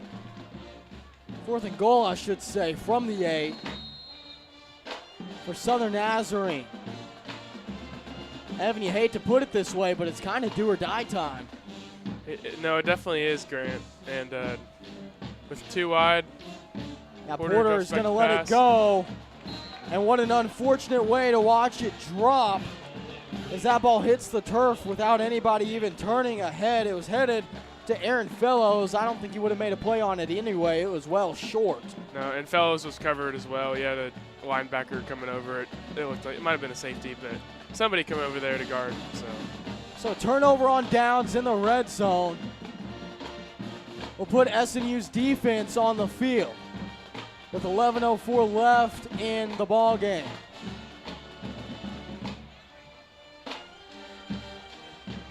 The Crimson Storm down again, 24, as Gleason comes out. He's got 2 wide right, sends a man in motion to the left. Now he's going to drop back, look to pass. He's under pressure, gets it away, nearly sacked in the end zone. Instead, he'll get the completion and a gain of 1. That'd be Common brought down. Well, the pass itself wasn't very safe either. You thought you had a shot at an interception if you jumped the route. Now, if you don't get the interception, it's a touchdown for the offense. Not saying he made the wrong play because he didn't, but still. Now toss to the left side, taken down the sideline for Emporia State. SNU able to knock him down at about the 16. I'll make it 3rd and short. Gleason back up again. 2 to his right, 1 to his left. He's going to hand it off to the middle. No, he fakes it. Has a man in the flat who breaks the tackle. Common got through the defense and is down at the 22 for a first down. Now the Hornets line up again quickly. They'll go 3 wide left, 1 out to the right. Single running back. Gleason makes an adjustment. That'll take the snap. Common in motion. Gleason takes the snap, fakes the pass to Common. Looking on the fake screen. It's incomplete. Seth Sproul in coverage. It was a good defensive play by Sproul. If he turns his head, you've got a chance at it, but probably the right move not to turn your head, given the way these receivers have been playing the ball. Yeah, especially with the passing team, Grant, you've got to be safe and play the defender, or play the receiver. There you go. Excuse me. 2nd and 10. Gleason rolling right, has a man wide open down the sideline who couldn't haul it in. No one was around him. An uncharacteristic miss by Gleason. Man, if you make that play, it's 1-on-1 in open field for the receiver. It's a very tough defensive play to make. Now Gleason in the empty set. Flag on the play as the snap came in low. We'll see what they call it. False start on the offense. Number 24, the 5-yard penalty, remains third down. So they'll mark them back to make it 3rd and 15.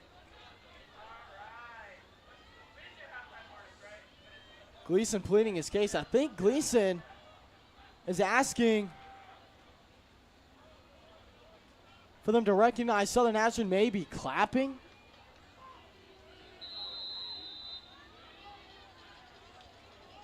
I don't know. And if they did, he's got a point. You can't imitate. You're so right. You can't imitate. Deep pass the left side, overthrown by Gleason. He's off the mark again, which will make it 4th down and 15. The punt team out for the Hornets. Yeah, you can't imitate a snap. Very illegal. Very, very much not allowed. Indeed. And the punt team out for the Hornets.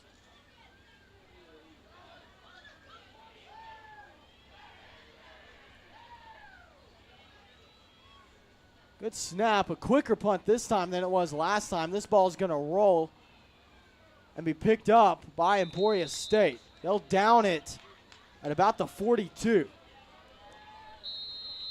9:15 to work with in this one. Timeout. 9:15 to work with. Goodness gracious. Well, timeout on the field. We'll take it with them. Be right back after this.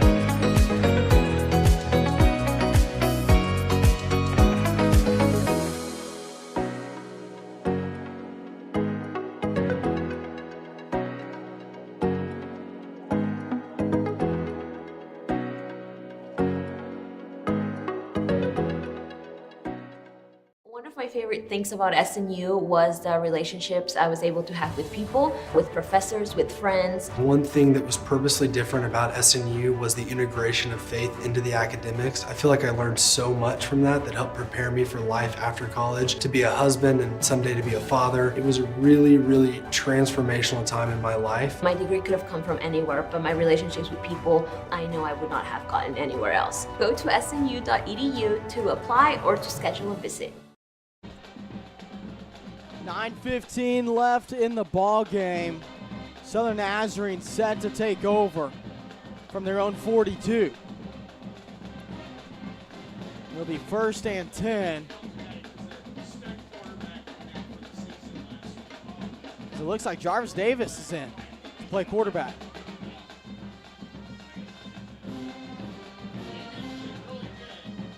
Gonna need a miracle here, Grant. Gage Porter will line up as a running back on the left side. For Davis, well, 2 out to the left, 1 to his right.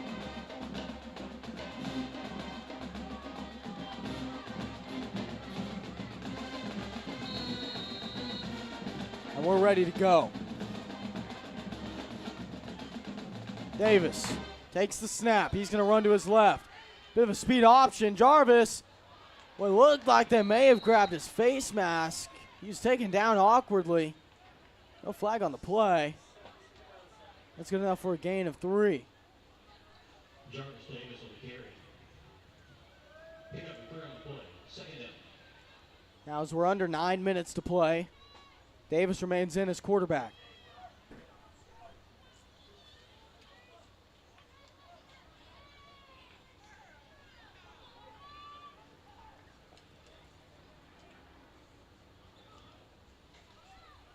Davis takes off to his left.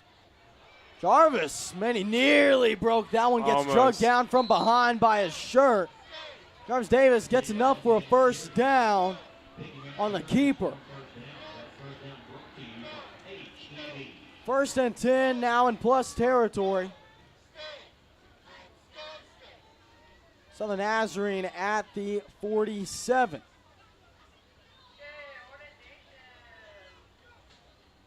Porter in it, running back to the left. Davis working with 3 receivers to his left and dump it off to Porter.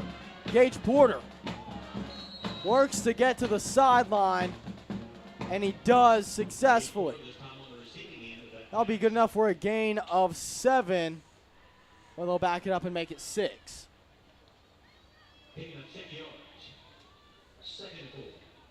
Second down, 4 to go.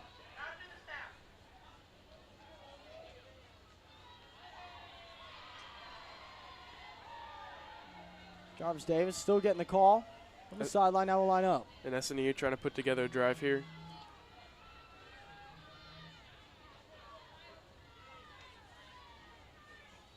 You've got 2 out wide to the right and 1 to the left. And looked like it was supposed to be a flea flicker. It's a botched play. Ball's on the ground. Picked up by the Hornets. That'll be a turnover. Flag on the play. After the play, Jarvis Davis hands it off to Gage Porter. Porter turns around looking to toss it back to him, but he gets hit as he tosses. And not only is he hit, which is a fumble when it comes out, ball was caught by Emporia State. They dropped it. Then recovered it again. Result of the play is a fumble recovered by the defense. There is no foul in the play. First down, Emporia State. That's the second waved flag we've seen today. Interesting.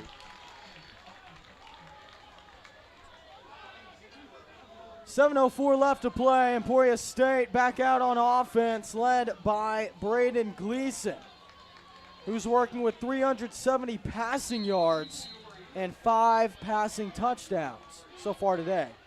Gleason will hand it off up the middle.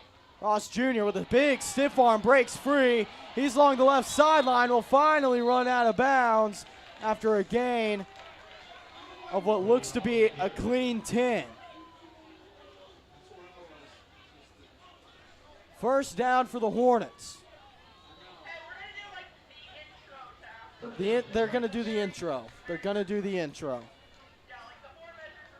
The 4 measures repeated, Evan. That's what they're going to do.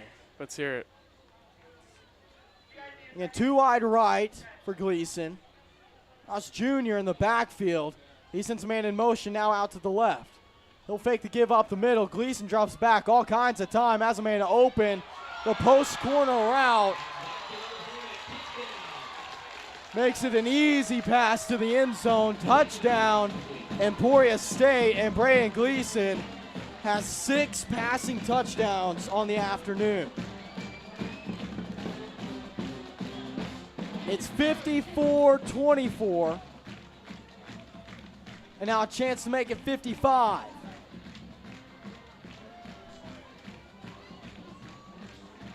Dodson to kick.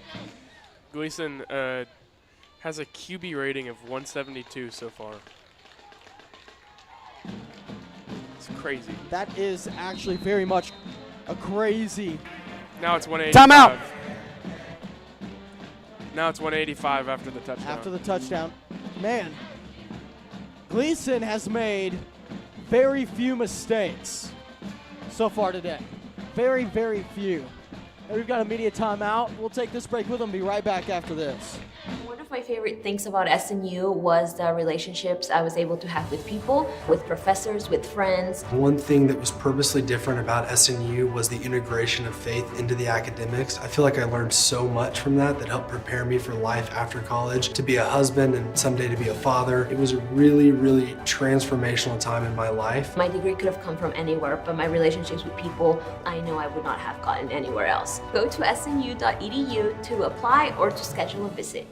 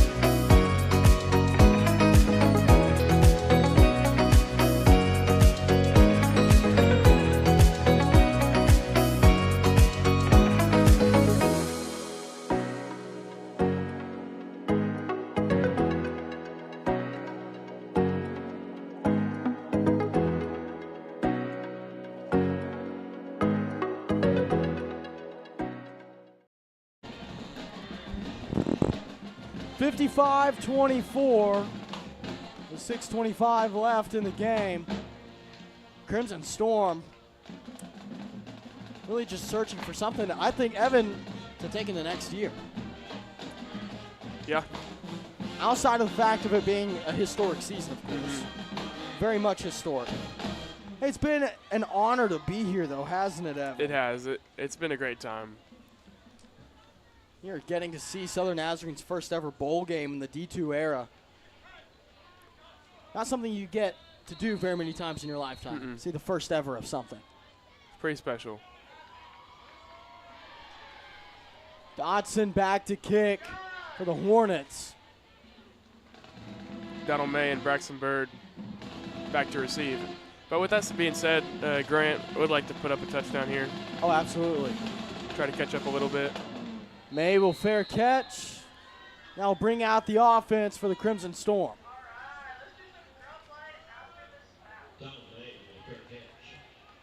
SNU looking for something to take home on this drive. You've seen flashes of really good plays, too. That's the thing. Emporia State's defense just has found ways to recover. And we're making crucial mistakes that you just can't really recover from. It's Porter will come back in at quarterback. Ramirez to his left. He's got two wide left, two out to the right. He's in the shotgun. He sends a man in motion. The give, left side. A little bit of a lane. Finally taken down. Not taken down. Wow, broken tackle.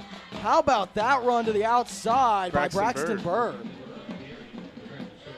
Broke a couple of tackles that he had no business breaking. It's good enough for a gain of 9. Just got to keep your feet moving.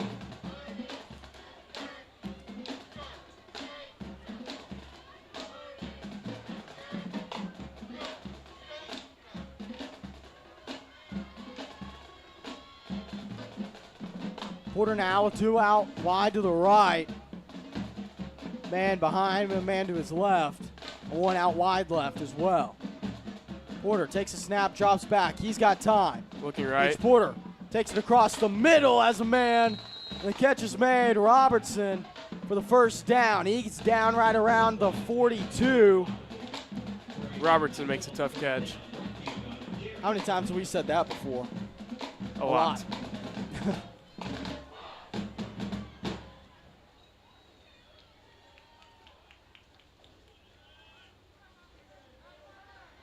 Now Robertson will come out wide right. 2 out wide left as well. Dalen Smith in the tight end. Now a fake give to Ramirez. Ramirez with a good block for Porter. Gage down at the 49. Bit of a shifty run. Gage Porter making a couple moves. He gets 7.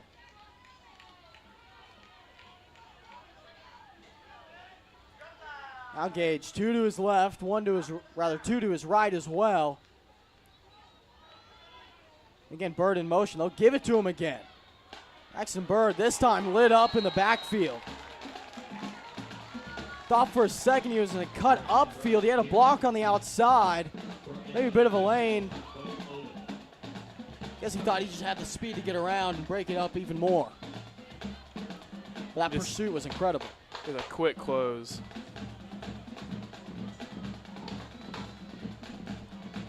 Porter again. He's got now 3 out to the left. It's a screen play. Looking for Fellows, who gets the first down on the left side of the sideline. He'll be pushed out at Emporia State's 42-yard line. Flag is on the play. We'll see what they do with it. Personal foul. Late hit on the defense, number 92. It's a 15-yard penalty from the end of the run. Automatic first down.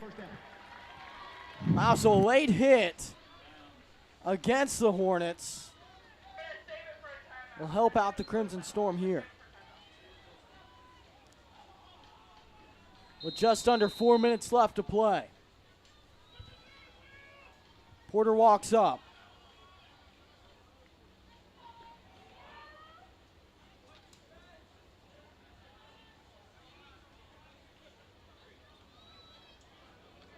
Porter with 2 wide right, 1 in the slot. Man to his left. Since Dennis Smith in motion, now he takes a snap, drops back. He's got to get rid of it. Instead, he's going to be sacked. Had nothing. Well, it looked like for a second he was going to have all day. Then all of a sudden, there were 4 defenders up on him. Pocket just collapsed on him. That'll make it 2nd down and 19.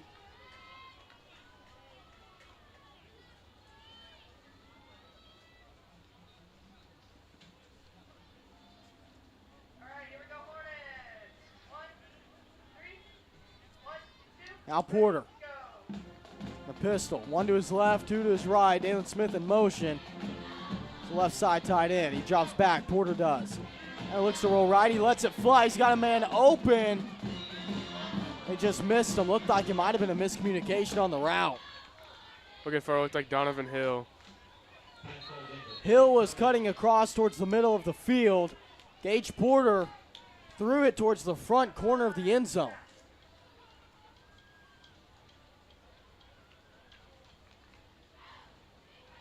So now 3rd down and 19 to go for Southern Nazarene.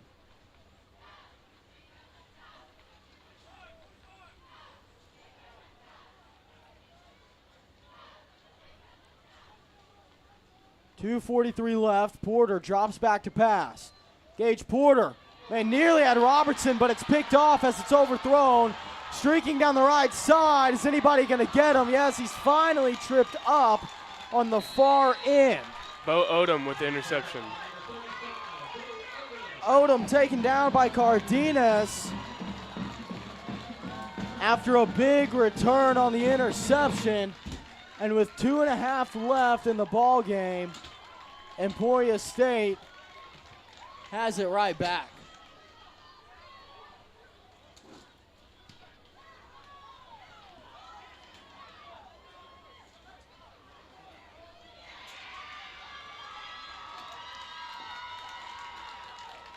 The Hornets trot out.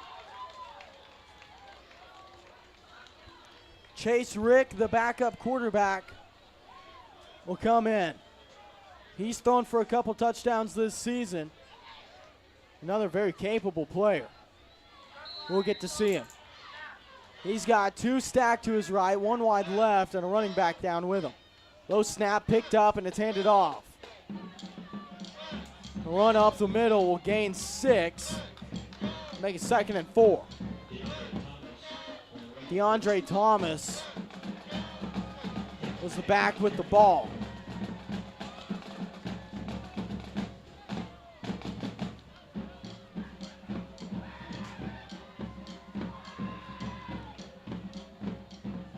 Boy, a tale of 2 sidelines.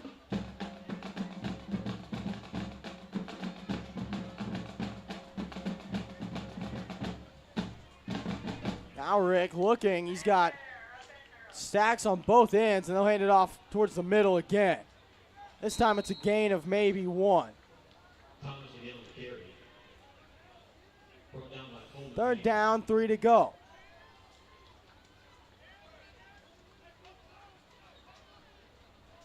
SNU's defense still with a little bit of fire. Not willing to give up so easily. 3rd and short. 3-man front for Southern Nazarene. And the Hornets getting ready to celebrate already. Minute left.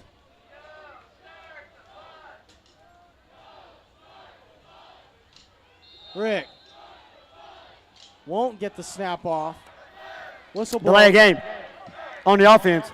The 5-yard penalty remains 3rd down. So the delay game will back him up a bit with 58 seconds left on the clock. Now they'll run the clock.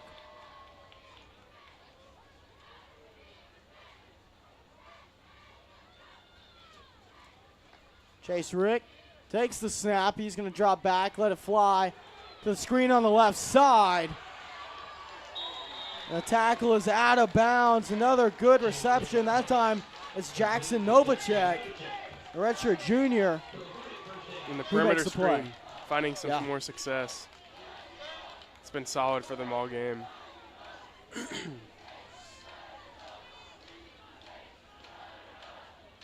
Hornets don't have to take another snap. Down to 18 seconds left. They're in the huddle. Now they'll walk to the sideline. That's going to do it. And Novacek pleading with his coaches, let me walk over. We don't have to run another play. There, the final buzzer finally sounds. 55-24, Southern Nazarene will fall to the Hornets in the Funtown RV Heritage Bowl. It's the first ever bowl game for Southern Nazarene since joining the Division II. Evan, not the final score that you wanted. No. But I don't think that diminishes the kind of season you had as a squad. No, it's obviously not the ending that you want to put on it, but it's been a very, very good season for SNU. I mean, obviously, 6-5 is a great year. So hopefully next year, kind of use this as like a little bit of inspiration, you know, kind of have a chip on our shoulder, looking to come back and make something happen next year. So. Yeah, there's a lot to look forward to next year. I know maybe a couple of question marks at the quarterback position of, okay, Gage Porter, he's gone. What do we do now? What do we do with that? But also with that, a lot of confidence, I think. And you can speak more to that than I can.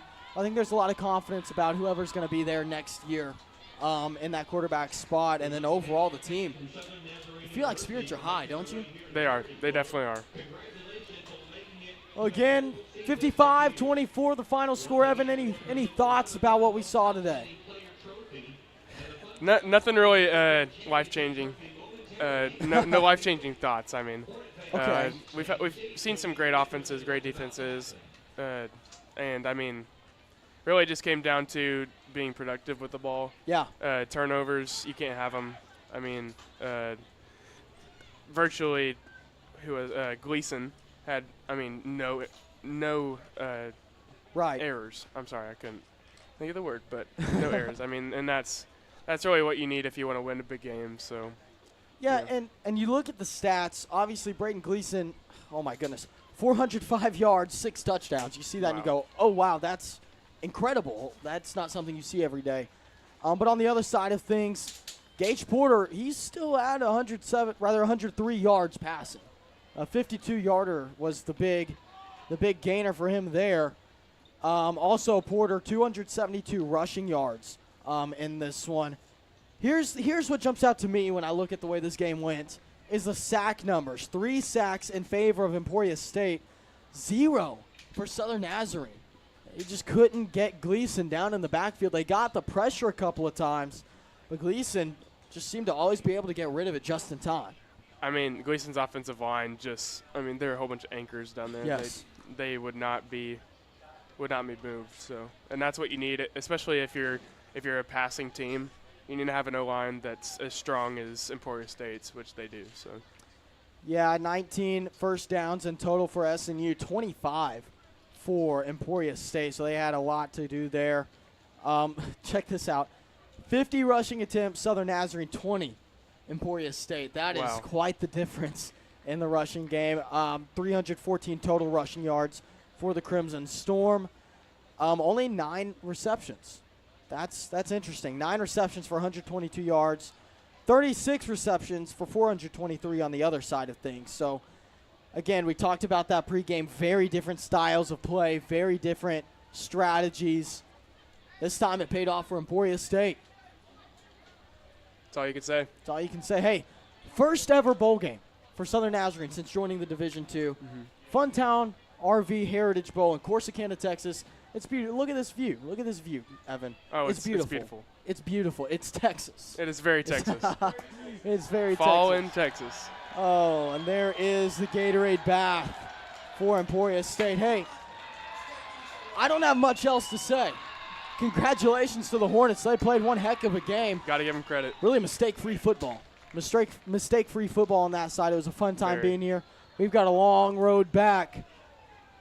Anything else, Evan? No final thoughts. No final thoughts. Hey, for Evan Rader, Bryce Burns, Kyler Clapper, Luke McConnell, Landry Franks, and the rest of the crew, I'm Grant McNew saying it's been a pleasure this season. See you next year.